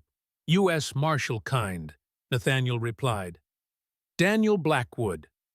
The sheriff's face paled slightly. Blackwood! The one they call the Reckoner. Nathaniel nodded, a grim satisfaction in his expression. The same. Johnson leaned back in his chair, visibly reassessing the situation. That changes things, he admitted. But Nathaniel, even a marshal, has to operate within the law, and legally, a man has certain rights over his wife and child. Not the right to do this, Rebecca said, pulling back her shawl to fully reveal her face. In the clear light of the sheriff's office, the extent of her injuries was starkly apparent. The swollen eye, the deep bruising along her jaw, the cut at her temple that was still healing. Johnson flinched visibly. No, he agreed quietly. Not that. Take her statement, Nathaniel instructed. Every detail. I'm going to send that telegram. The sheriff nodded, reaching for paper and pencil. I'll do that. But Hayes... He paused, his expression grave. Be careful. Mason's been in town drinking heavily, making threats, and the judge arrived yesterday from the county seat. Nathaniel absorbed this information with a slight nod. All the more reason to hurry. Rebecca, I'll be back within the hour. She gave him a tight smile of acknowledgement, then turned her attention to Johnson, beginning the painful process of documenting her abuse. The telegraph office was located next to the general store operated by a taciturn man named Wilkins, who asked no questions as he transmitted Nathaniel's urgent message to Helena. The telegram was brief but clear. Daniel, stop, need your help. Silver Creek, stop. Judge Harmon and Mason Carter, stop. Elizabeth connected, stop, life or death, stop. Nathaniel, stop. With the message sent, Nathaniel headed to the general store to purchase supplies they would need: ammunition, coffee, sugar, flour, and other staples. The store owner, Mrs. Abernathy, a sharp-eyed widow who missed nothing that happened in Silver Creek, watched him with undisguised curiosity. "Heard you had company up at your place, Mr. Hayes," she remarked, as she weighed out coffee beans. Nathaniel kept his expression neutral. "News travels fast." "Always does," she agreed cheerfully, "especially when it involves Mason Carter's wife and child. Some say you took them." "Some talk too much," Nathaniel replied shortly. Mrs. Abernathy was undeterred. "Judge Harmon's been asking after you, came by just yesterday wondering when you might come to town." This caught Nathaniel's attention. "Did he now?" She affirmed, bagging the coffee. "Seemed mighty interested in your whereabouts and in who might be visiting you." Nathaniel considered the woman thoughtfully. Mrs. Abernathy had been kind to Elizabeth during their brief time in Silver Creek. If memory served, she had little love for Judge Harmon, who had ruled against her in a property dispute after her husband's death. "What did you tell him?" he asked. Mrs. Abernathy smiled thinly. "That I hadn't seen hide nor hair of you since before the first snow, and that you prefer your solitude, as everyone knows." Nathaniel nodded, grateful for her discretion. "I appreciate that." "Those bruises on Rebecca Carter's face," Mrs. Abernathy said, her voice dropping to ensure only Nathaniel could hear, "aren't the first she's worn. Not by a long stretch." She fixed him with a penetrating gaze. "Whatever you're planning, Mr. Hayes, you should know. There are folks in town who wouldn't mourn if Mason Carter took a long fall from a short cliff, if you take my meaning." "I do," Nathaniel acknowledged quietly, "and I'll remember it." With supplies purchased and loaded into his saddlebags, Nathaniel returned to the sheriff's office. He found Rebecca seated exactly where he'd left her, but her posture had changed. She sat straighter, a certain resolve in the set of her shoulders that hadn't been there before. Sheriff Johnson looked up from his desk, his expression grave. "Your timing's good, Hayes. We've just finished." "And?" Nathaniel prompted. "And I've got enough here to arrest Mason Carter 10 times over," Johnson said, tapping the papers before him. Except the judge," Nathaniel finished for him. The sheriff nodded grimly. "He's already been here this morning asking about Mrs. Carter. Wanted to know if I'd seen her, said Mason was concerned about his wife's whereabouts." "What did you tell him?" Rebecca asked, tension evident in her voice. "That I hadn't seen you," Johnson replied, which was true at the time. But Nathaniel, he hesitated, clearly uncomfortable with what he needed to say. "You need to get her out of town, now. The judge has deputized men to search for her. They're calling it a wellness check, but we all know what it really is." Nathaniel's jaw tightened. "When did this happen?" "This morning," Johnson confirmed. 4 men, including Mason. They're starting with farms closest to town and working outward. "Which means they'll reach my cabin by nightfall," Nathaniel calculated quickly. "Sarah is alone there." Rebecca finished, rising swiftly despite her pain. "We have to go! Now!" Nathaniel didn't waste time with further discussion. "Is there a back way out of here?" he asked Johnson. The sheriff nodded, moving to a rear door. "Through the jail. There's an alley that leads to the livery stable." "My horse is hitched out front," Nathaniel reminded him. Johnson shook his head. "Too risky. I'll have Billy bring it around to the livery. Take my horse in the meantime. She's not as strong as yours, but she'll get you there." Nathaniel clasped the sheriff's hand briefly. "Thank you, Thomas." "Don't thank me yet," Johnson replied grimly. "I'm still the law here, Nathaniel. If the judge orders me to bring you in, I'll have to try."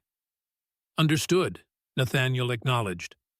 "But remember what I said about Marshal Blackwood. He'll be here within days." The sheriff nodded solemnly. "I'll remember. Now go, both of you." They slipped out through the jail, Johnson leading them to where his horse was stabled behind the building. The animal was a sturdy bay mare, not as powerful as Nathaniel's gelding, but reliable.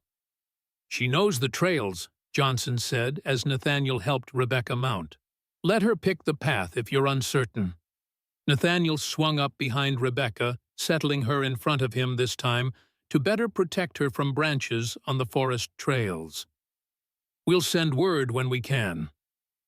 Johnson nodded, then stepped back as they rode out of the alley, keeping to the less trafficked edges of town.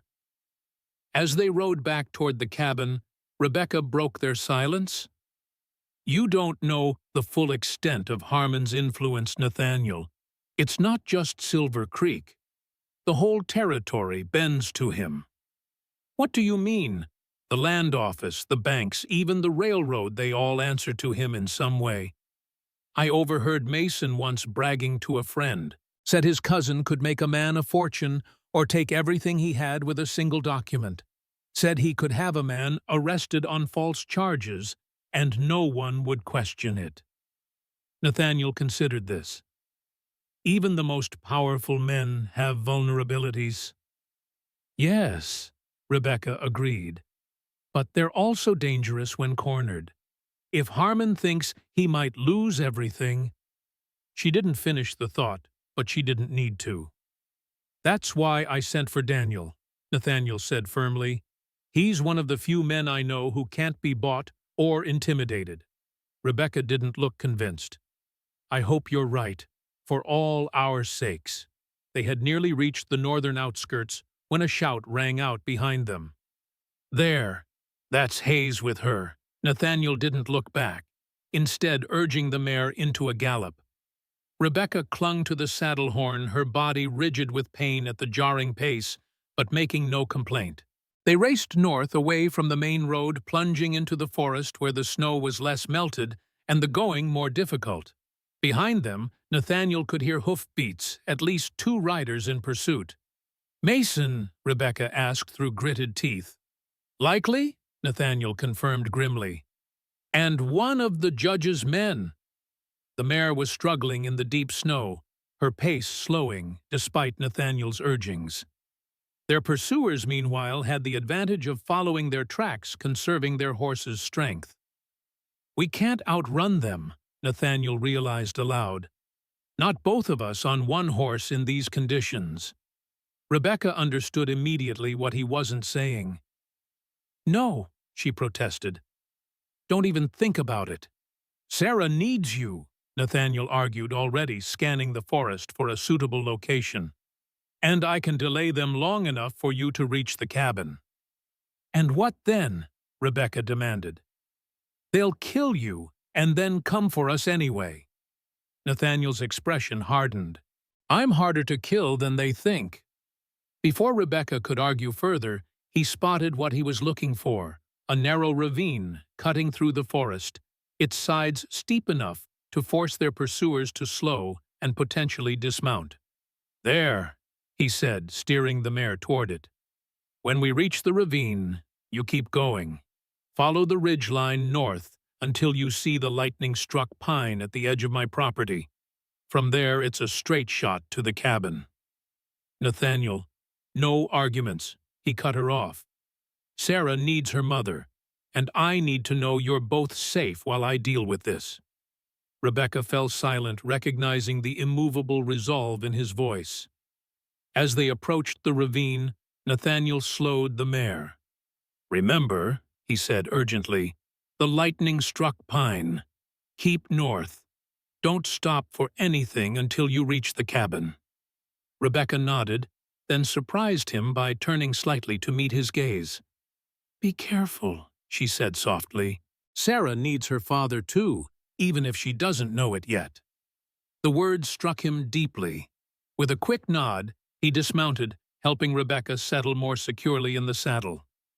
"Go," he urged, giving the mare a sharp slap on the flank. Horse and rider disappeared into the trees, heading north along the ridge. Nathaniel watched until they were out of sight, then turned to face the approaching riders, drawing his rifle from its scabbard. The ravine provided natural cover, a fallen log offering additional protection. Nathaniel positioned himself behind it, rifle ready but not yet raised. He didn't want to kill anyone if it could be avoided. Dead men would only complicate their situation further, giving Judge Harmon legal justification for more aggressive action. The riders appeared moments later, slowing as they reached the spot where Nathaniel and Rebecca had separated. Mason Carter was immediately recognizable, stocky, red-faced, a pistol already drawn. The other man was unfamiliar to Nathaniel, but the badge on his chest marked him as one of the judge's deputies. "They split up," the deputy observed, examining the tracks. "The woman went north. Hayes is on foot." "After her," Mason snarled, gesturing with his pistol. "I want my wife." "Hold it right there," Nathaniel called, making both men whirl toward his position. He kept his rifle lowered, but visible. "This doesn't need to go any further today." Mason's face contorted with rage. "You stole my wife, you bastard!" "She's not property to be stolen," Nathaniel replied evenly. "And after what you did to her, you're lucky I didn't put a bullet in you when I had the chance." The deputy shifted uncomfortably in his saddle. "Hayes, we're just here to bring Mrs. Carter home. Judge's orders for her own safety." "Safety?" Nathaniel repeated incredulously. "Have you seen what he did to her 3 broken ribs? Face beaten so badly she could barely see. And the child witnessing all of it." The deputy glanced uncertainly at Mason, whose expression had darkened further. "She's my wife," Mason growled. "What happens between us is no one's business." "It became my business when her daughter showed up at my door in a blizzard begging for help because her mother was dying," Nathaniel replied, steel entering his voice. "It became the law's business when she filed a formal complaint with Sheriff Johnson not an hour ago." This new information clearly surprised the deputy. "A complaint Thomas took a complaint against Mason." "Every detail," Nathaniel confirmed. "And I've sent for a U.S. Marshal. He'll be here within days." Mason's face had paled slightly at the mention of a marshal, but his anger quickly overwhelmed his caution. "I'm not waiting for any damn marshal. That woman is mine, and I'm taking her back today." He raised his pistol, aiming it squarely at Nathaniel. The deputy's eyes widened in alarm. "Mason, hold on now." The warning came too late. Mason fired the shot, going wide as his horse shifted nervously beneath him. Nathaniel dropped to one knee, raising his rifle in one smooth motion. He aimed deliberately high, the bullet whistling over Mason's head, close enough to make the man flinch violently. "Next one won't miss," Nathaniel promised, his voice cold. "And I won't aim high." The deputy raised his hands placatingly. "Everyone calm down, this isn't helping anything." Mason, however, was beyond reasoning. He fired again, this time dismounting for better aim. The shot splintered bark from the log where Nathaniel had taken cover. "Mason!" the deputy shouted, clearly losing control of the situation. Stop firing, damn it! Nathaniel returned fire his shot, more precise, grazing Mason's shoulder. The man howled in pain and outrage, dropping to one knee, but keeping his pistol raised. "I'll kill you for that," he screamed, firing wildly. The deputy finally intervened physically, dismounting and grabbing Mason's arm. "Enough! You're going to get us both killed." Mason struggled against the deputy's grip. "Let go of me. That's my wife he's got." "And getting yourself shot won't bring her back," the deputy argued, maintaining his hold. To Nathaniel he called, "Hayes, this has gone far enough. Let's all put down our weapons and talk this through." Nathaniel remained behind his cover rifle ready. "There's nothing to discuss. Rebecca Carter has filed a legal complaint. She's under my protection until the marshal arrives. If you want to help Deputy take Mason back to town and keep him there—" The deputy hesitated, clearly torn between his duty to the judge and his growing unease with Mason's behavior. "I can't just ignore the judge's orders," he said finally, "but I'll report what happened here, and I'll make sure Sheriff Johnson knows about the complaint." "Fair enough," Nathaniel acknowledged, "but you're taking Mason with you. Now." Mason struggled again, but the deputy's grip remained firm. "We're leaving," he told Mason forcefully. "This isn't over, but it's done for today." With obvious reluctance, Mason allowed himself to be led back to his horse. As they mounted, he turned to Nathaniel, hatred blazing in his eyes. "This isn't finished, Hayes," he snarled. "Not by a long shot." "No," Nathaniel agreed coldly. "It isn't." He watched as the two riders departed, waiting until they were well out of sight before emerging from his cover. The confrontation had bought Rebecca valuable time, but it had also confirmed his worst fears. Mason was beyond reason, and the judge's influence extended to official law enforcement. They would need Marshal Blackwood's help, and soon. Slinging his rifle over his shoulder, Nathaniel began the long trek back to his cabin.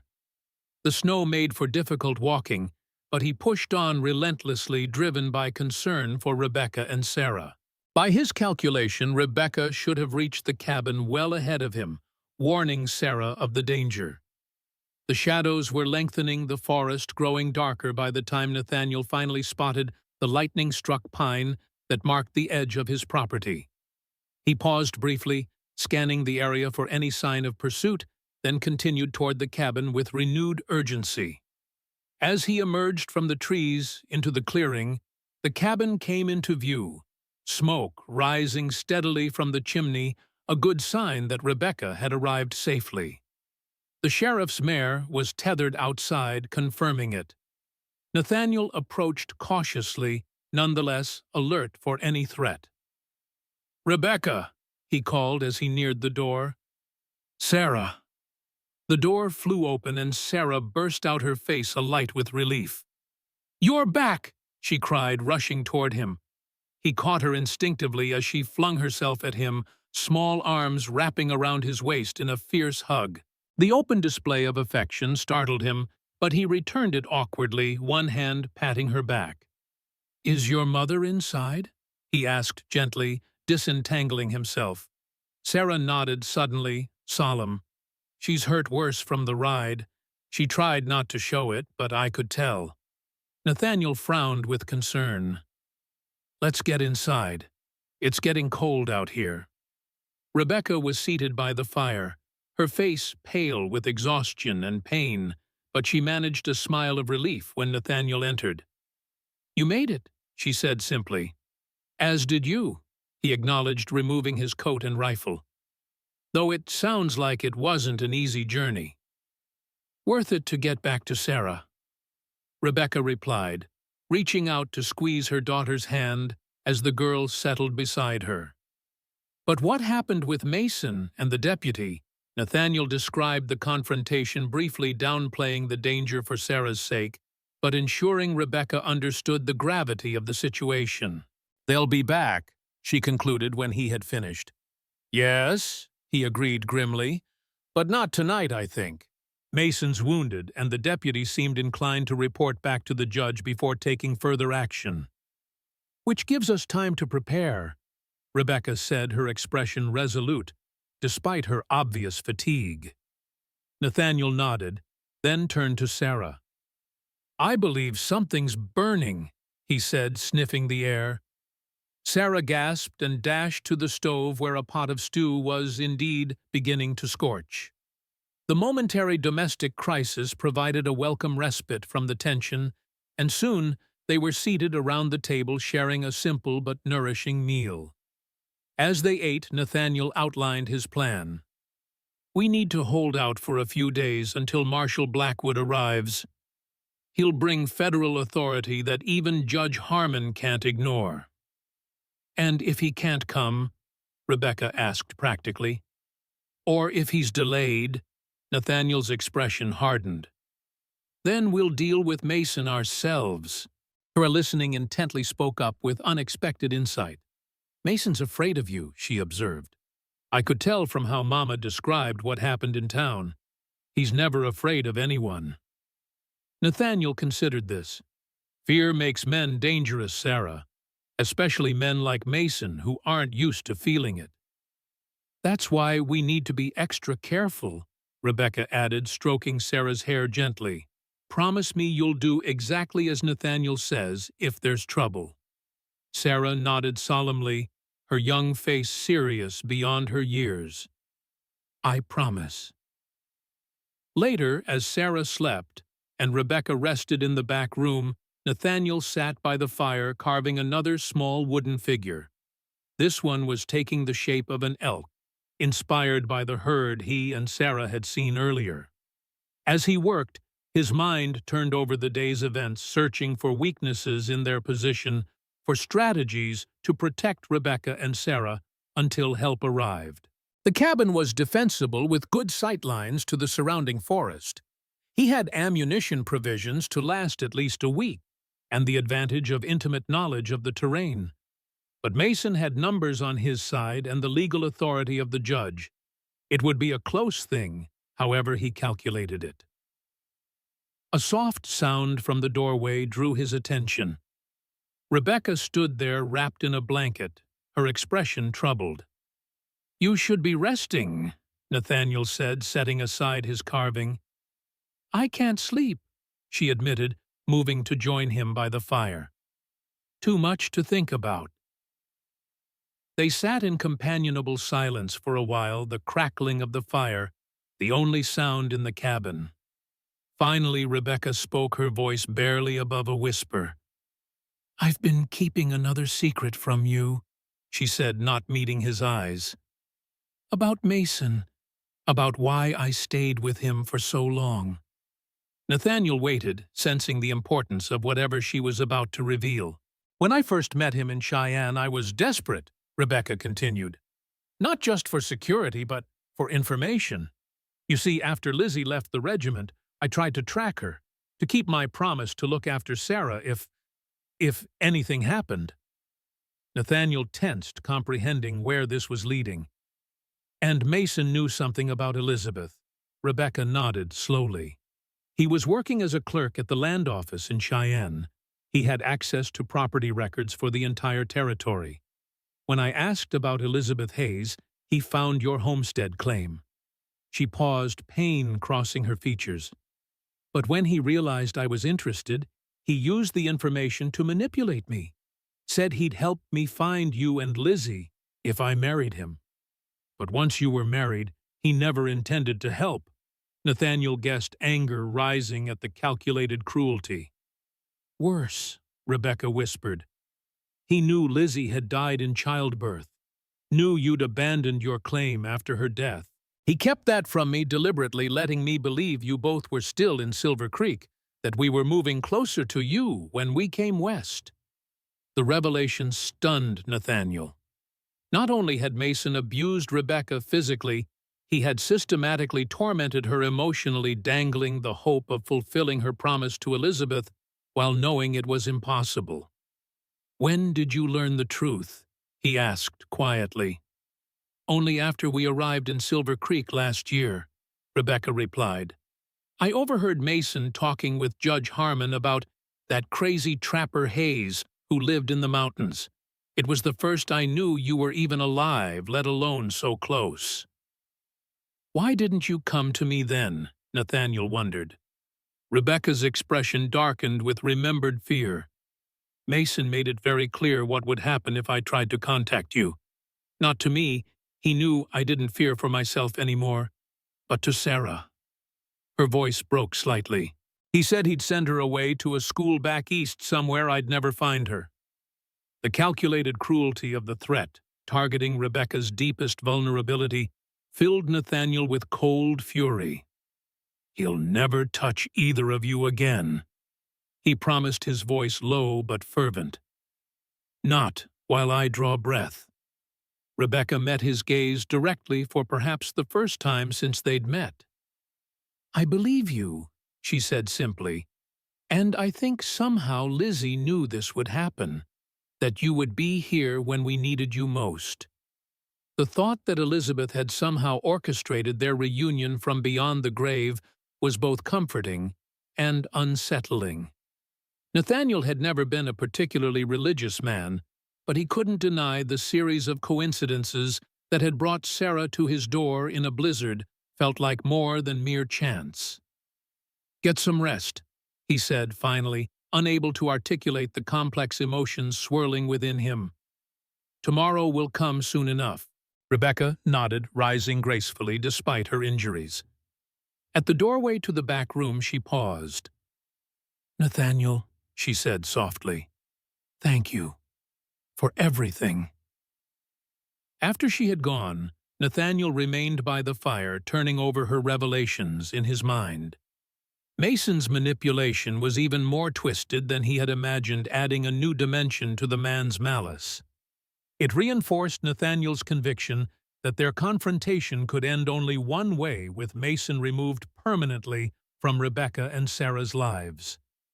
The fire burned low, casting the cabin in deepening shadows.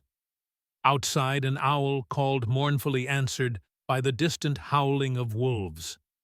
Nathaniel added another log to the flames, then moved to the window, gazing out at the starlit clearing. Tomorrow would bring new dangers, new decisions. But for tonight, at least, they were safe. Rebecca and Sarah slept peacefully under his roof, protected by walls he had built with his own hands, by his presence and his promise. For the first time in 7 years, Nathaniel felt he was keeping his vow to Elizabeth, not as he had imagined it, but perhaps as she had intended all along. With that thought providing a measure of peace, he settled into the chair by the fire to maintain his vigil through the night, Sarah's wooden wolf clutched in his hand like a talisman against the darkness. Dawn broke over the mountains with deceptive tranquility, painting the snow-covered landscape in hues of pink and gold. Nathaniel, who had maintained his vigil through the night, watched the transformation from the cabin window, alert for any movement along the tree line. The day promised to be clear and mild, good weather for traveling. Good weather for trouble.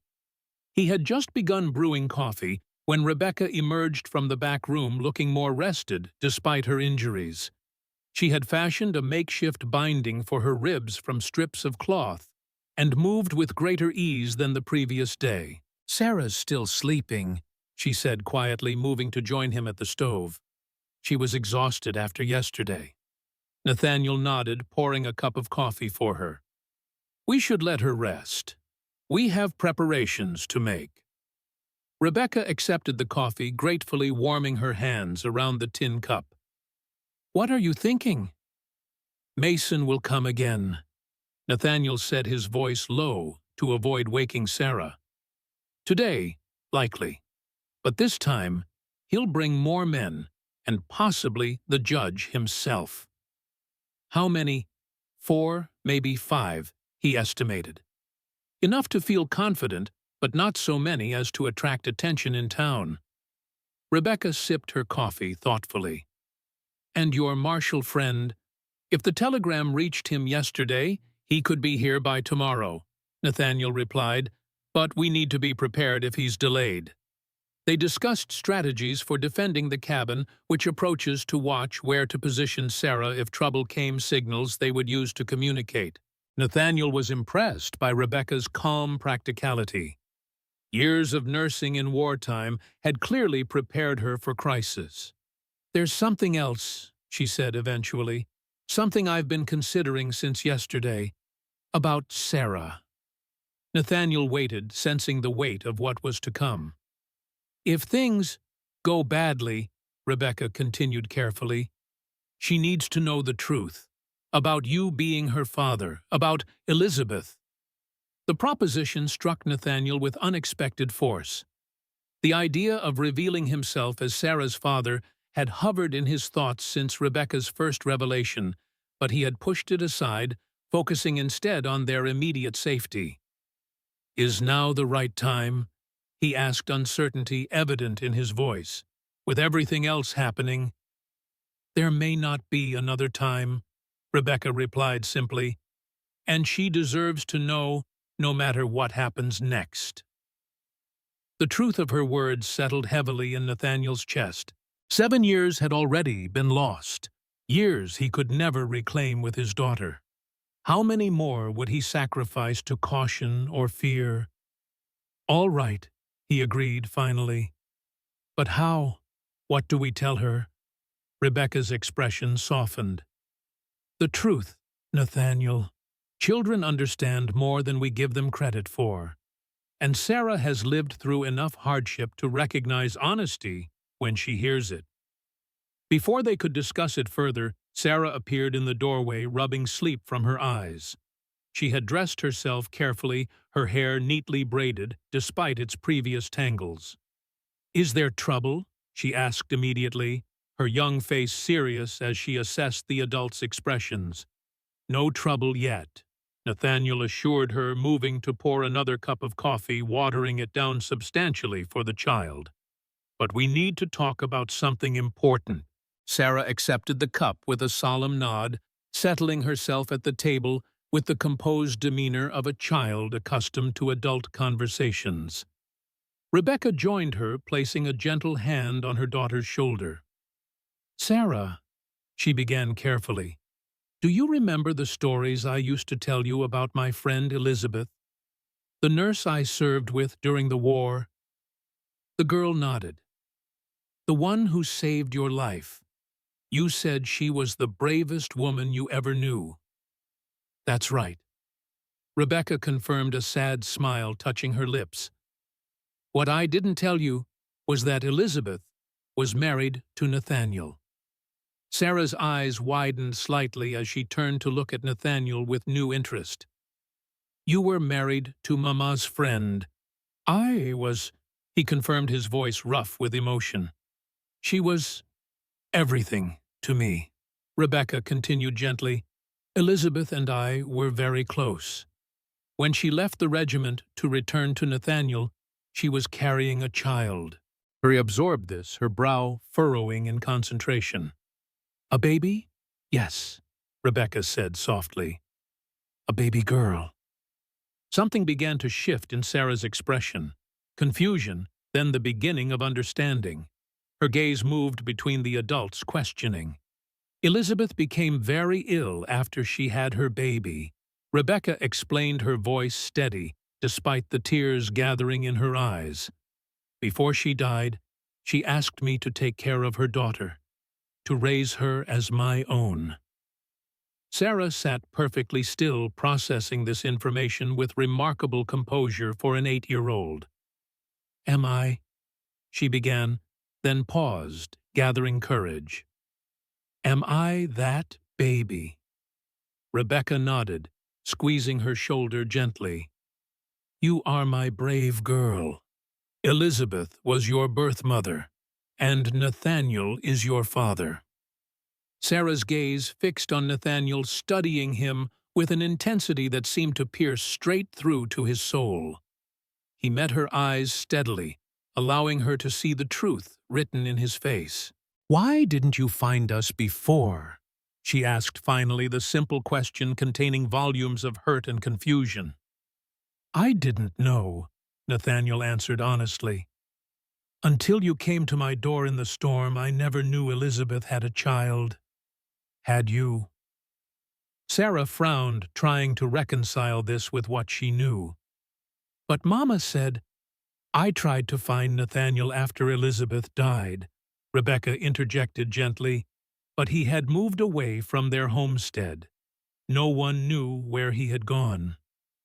And then Mason found me, Sarah concluded, demonstrating her quick understanding. And he wouldn't let you look anymore. Rebecca nodded, tears now falling freely. I'm so sorry, Sarah. I should have told you sooner. I should have tried harder to find your father. Sarah was quiet for a long moment, her young face a mask of concentration as she processed this revelation. Then, with the directness of childhood, she turned to Nathaniel. Sarah nodded, satisfied with this answer. And did she love me? Even though she never knew me, from the moment she knew you existed, Nathaniel assured her, moving to kneel beside her chair so they were at eye level. Elizabeth would have moved heaven and earth to protect you, just as I will now that I've found you. Sarah studied him with Elizabeth's eyes searching for truth in his face. Whatever she saw there must have satisfied her, for she gave a small, decisive nod. I think I've always known somehow, she said with the strange wisdom children sometimes possess, that Mason wasn't my real father. He never felt right. Rebecca pulled her into a gentle embrace. You are so loved, Sarah, by your mother who gave you life by me, who has raised you, and now by your father who has found you again. Sarah allowed herself to be held for a moment, then turned back to Nathaniel, her expression suddenly urgent. Does this mean I can stay with you? That we don't have to go back to Mason? You will never go back to him, Nathaniel promised fiercely. Never. The certainty in his voice seemed to reassure her. She looked between the adults, a tentative hope dawning in her eyes. So we'll be a family. The three of us. The innocent question caught both adults off guard. They exchanged a glance, neither having thought that far ahead. We'll figure it out together, Rebecca answered carefully. But, yes, Sarah, whatever happens, we'll make sure you're safe and loved. Sarah appeared to accept this, though Nathaniel noted a certain calculation in her expression that reminded him startlingly of Elizabeth. His daughter was already planning, considering possibilities, just as her mother had always done. There's something else you need to know, Nathaniel said, bringing them back to the more immediate concern. Mason might come looking for you and your mother today. If he does, we need you to follow our instructions exactly. Can you do that? Sarah nodded solemnly. I'm not afraid of him anymore, she said with quiet dignity. Not now that I know the truth. Her courage, so like Elizabeth's, made Nathaniel's heart swell with pride and pain in equal measure. This child, his child, had endured so much, yet maintained a strength of spirit that defied her years. Let's have breakfast, Rebecca suggested, recognizing the need to return to normal routines after such revelations. Then we can finish our preparations. The morning passed in purposeful activity. Nathaniel showed Sarah the root cellar hidden beneath a trap door in the cabin floor, a secure hiding place if trouble came. Rebecca inventoried their medical supplies, preparing for any injuries that might occur. They moved furniture to create defensive positions within the cabin, and Nathaniel positioned his rifles strategically. By midday, the snow had begun to melt in earnest under the unusually warm sun. Water dripped from the eaves of the cabin, and patches of ground appeared in the clearing. The improved conditions meant Mason and his men could travel more easily, a mixed blessing that had them all on edge. Sarah, rather than being frightened by the preparations, seemed to draw strength from them. She asked practical questions, memorized signals, and maintained a composure that would have been remarkable in an adult, let alone a child of 8. "She's like you," Rebecca observed quietly as they watched Sarah carefully organizing supplies in the root cellar. "She has your steadiness under pressure." "And Elizabeth's quick mind," Nathaniel added, a faint smile touching his lips. "God help anyone who tries to outsmart her when she's grown." The moment of warmth was interrupted by the distant sound of hoofbeats, several horses approaching from the south. Nathaniel tensed, moving swiftly to the window. "They're coming," he said grimly. "At least 4 riders." Rebecca called Sarah from the root cellar. "It's time, little one. Remember what we practiced." Sarah nodded, her face pale but determined. She hugged Rebecca tightly, then, to Nathaniel's surprise, turned and embraced him as well. "Be careful," she whispered against his chest. "I just found you." The simple statement pierced Nathaniel's heart.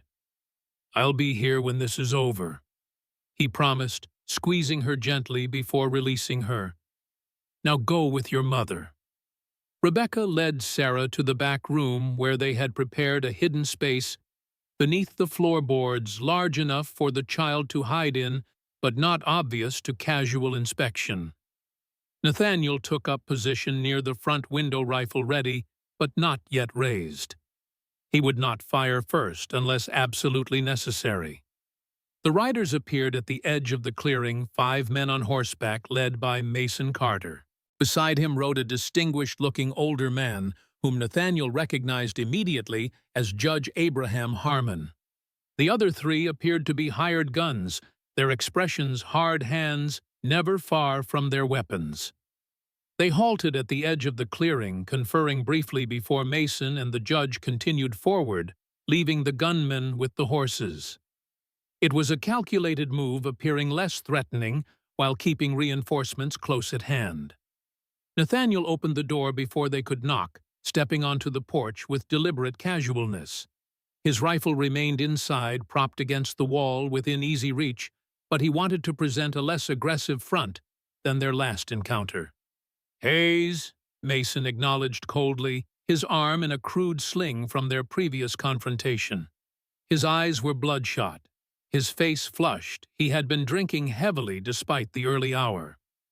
"Carter?" Nathaniel returned evenly, then nodded to the older man. "Judge Harmon, I presume." The judge inclined his head slightly. "Mr. Hayes, I've heard a great deal about you recently." His voice was smooth and cultured, betraying his Eastern education.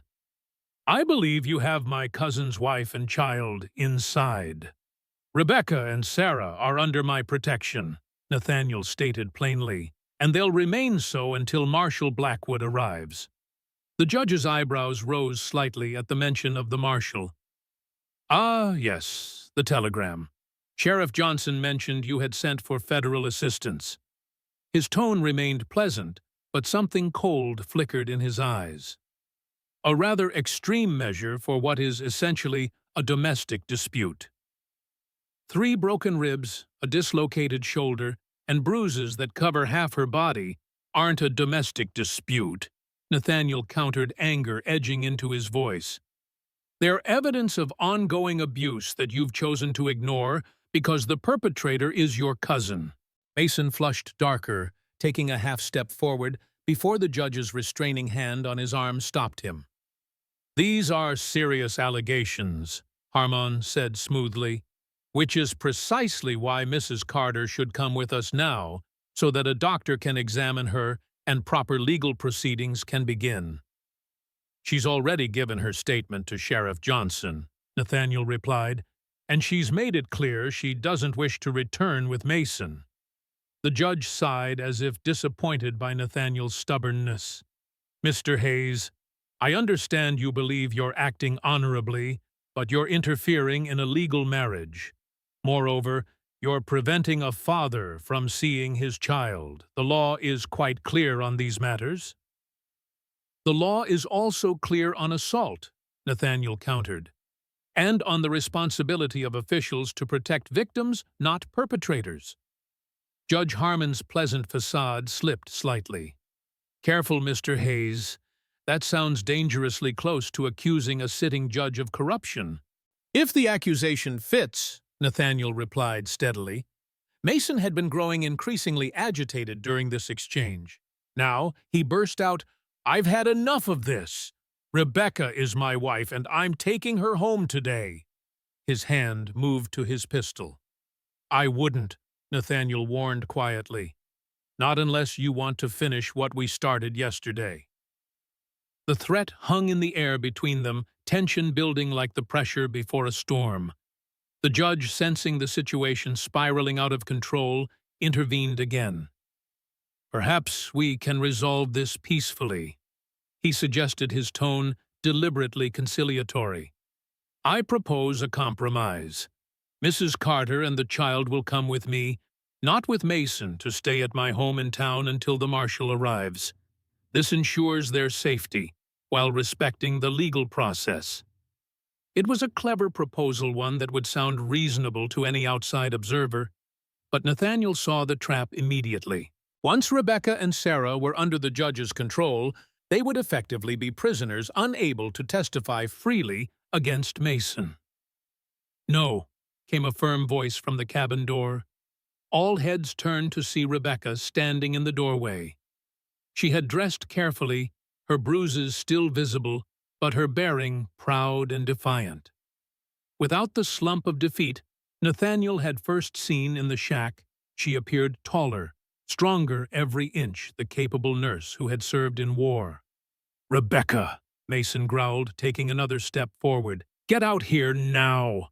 "I'm not going anywhere with you," she replied coldly. "Either of you. I've seen how the law works in Silver Creek, Judge Harmon. I've watched you dismiss complaints against your cousin for years. I've watched other women try to seek justice, only to be sent back to the men who abused them." The judge's pleasant mask slipped further, revealing the cold calculation beneath. "Mrs. Carter, you are making a grave mistake. Think of your daughter." "I am thinking of her." Rebecca cut him off. "That's why we're staying right here until Marshal Blackwood arrives." Mason's tentative control finally snapped. He drew his pistol, aiming it at Rebecca with a shaking hand. "You're coming with me now, or I swear to God—" He never finished the threat. Nathaniel moved with explosive speed, crossing the distance between them in 2 strides. He knocked the pistol aside with one hand, while delivering a devastating blow to Mason's injured shoulder with the other. The man howled in pain, dropping to his knees. The judge backed away, alarm evident on his face. "This is assault," he shouted, reaching inside his coat. Nathaniel froze as Harmon produced a small derringer, a gentleman's weapon but lethal at close range. The judge aimed it steadily at Nathaniel's chest.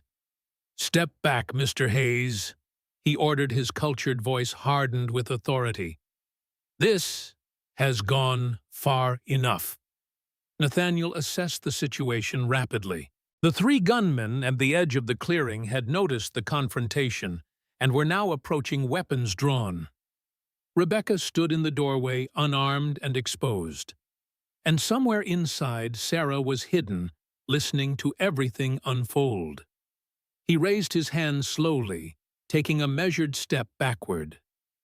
"Think carefully, Judge," he said quietly. "Shooting an unarmed man in cold blood is murder, no matter how you might try to justify it afterward." A flash of uncertainty crossed Harmon's face, not moral hesitation, but the calculation of consequences.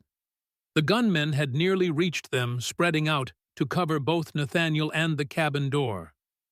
"Take them both," the judge ordered, keeping his derringer trained on Nathaniel. "Mrs. Carter is clearly not in her right mind, and Hayes here has been holding her against her will." 2 of the men moved toward Rebecca, who retreated into the cabin. Nathaniel tensed, preparing to fight, despite the odds, when a new sound cut through the tension, the clear, distinctive crack of a rifle shot. The bullet struck the ground directly in front of the advancing gunmen, stopping them in their tracks. All heads turned toward the tree line to the north, where a rider had emerged, rifle raised for another shot. "That's far enough," called a commanding voice. "The next one won't miss."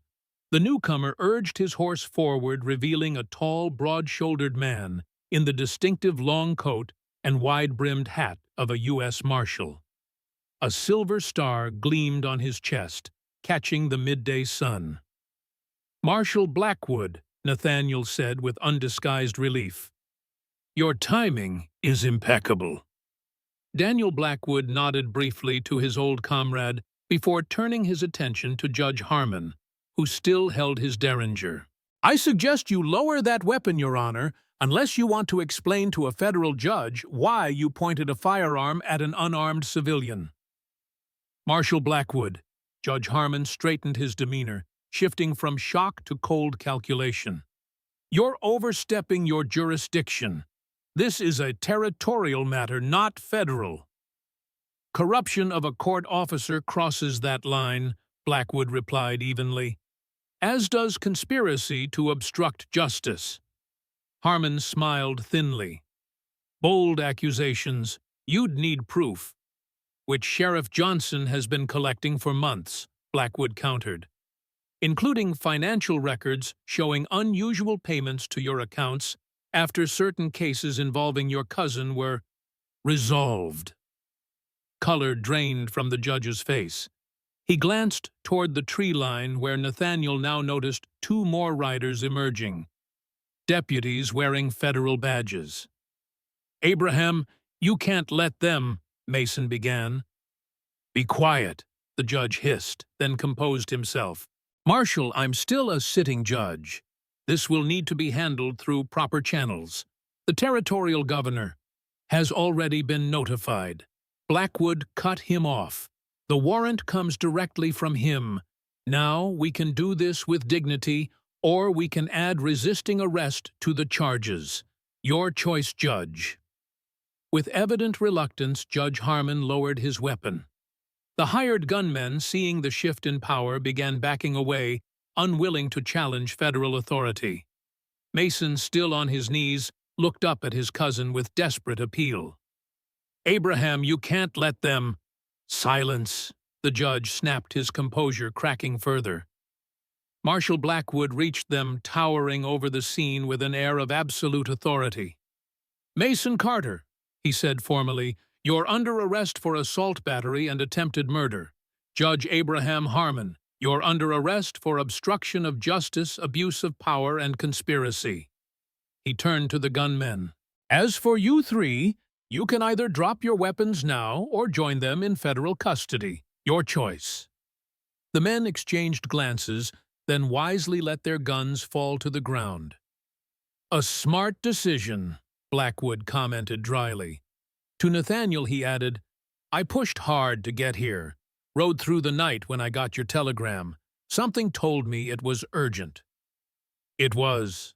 Nathaniel confirmed, relief evident in his voice. "Thank you, old friend." Blackwood nodded, then began the process of securing his prisoners.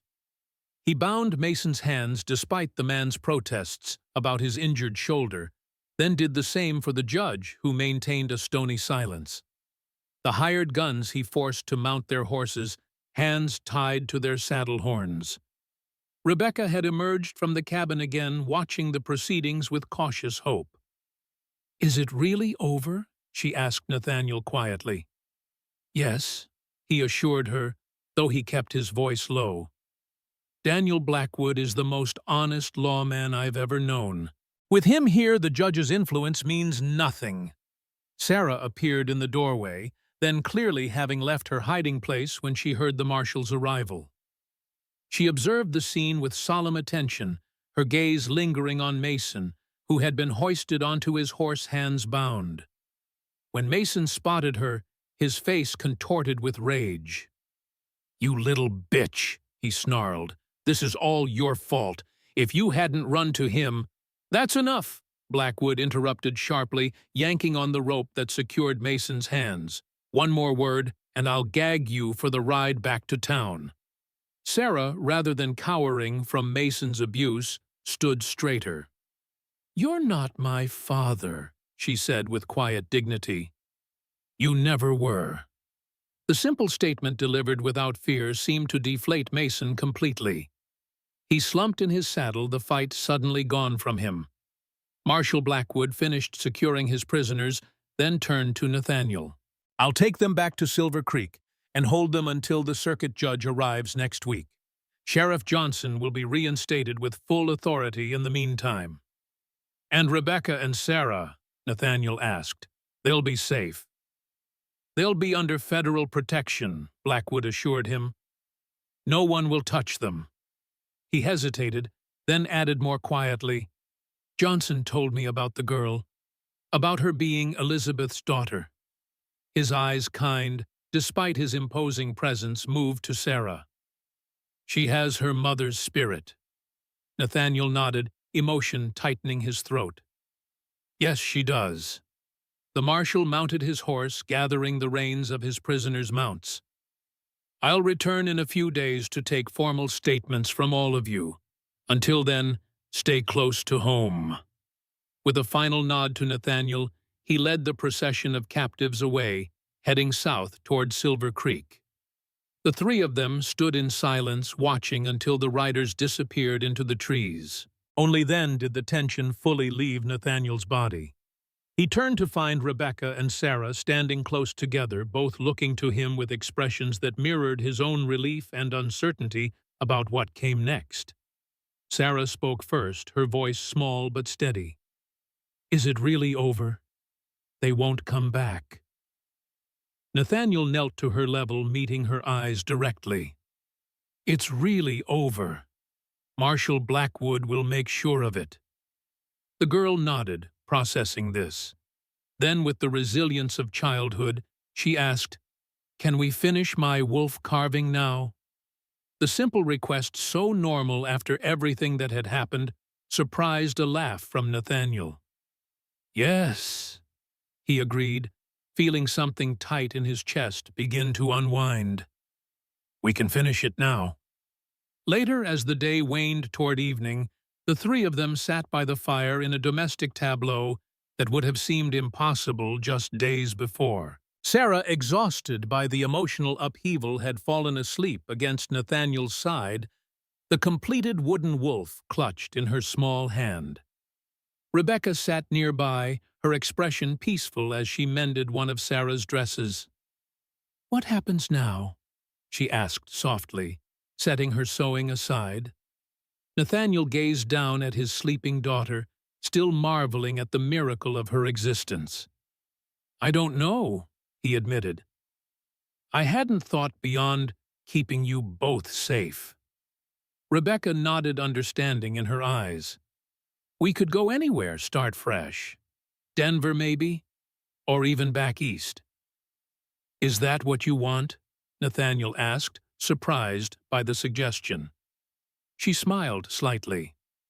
"What I want is for Sarah to be safe and happy, to know her father, to have the life Elizabeth would have wanted for her."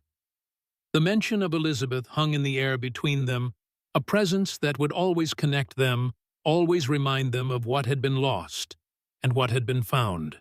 "I think," Nathaniel said slowly, "that Elizabeth would want Sarah to know where she came from, to know the land her parents loved, the home they built together." Rebecca's eyes softened. "The original homestead where you and Elizabeth lived," Nathaniel nodded. "It's still there. Abandoned, but the structure was sound. With some work." He trailed off suddenly, uncertain. "Unless you'd prefer to go elsewhere. You've earned the right to choose your own path, Rebecca." "Sarah needs her father," she said simply, "and you need her. The rest we can figure out together, day by day." The suggestion that they would face whatever came next, as a united front for Sarah's sake, filled Nathaniel with unexpected warmth. Not romance, not yet, perhaps not ever, but partnership, family, purpose. "Together," he agreed, glancing down at his sleeping daughter.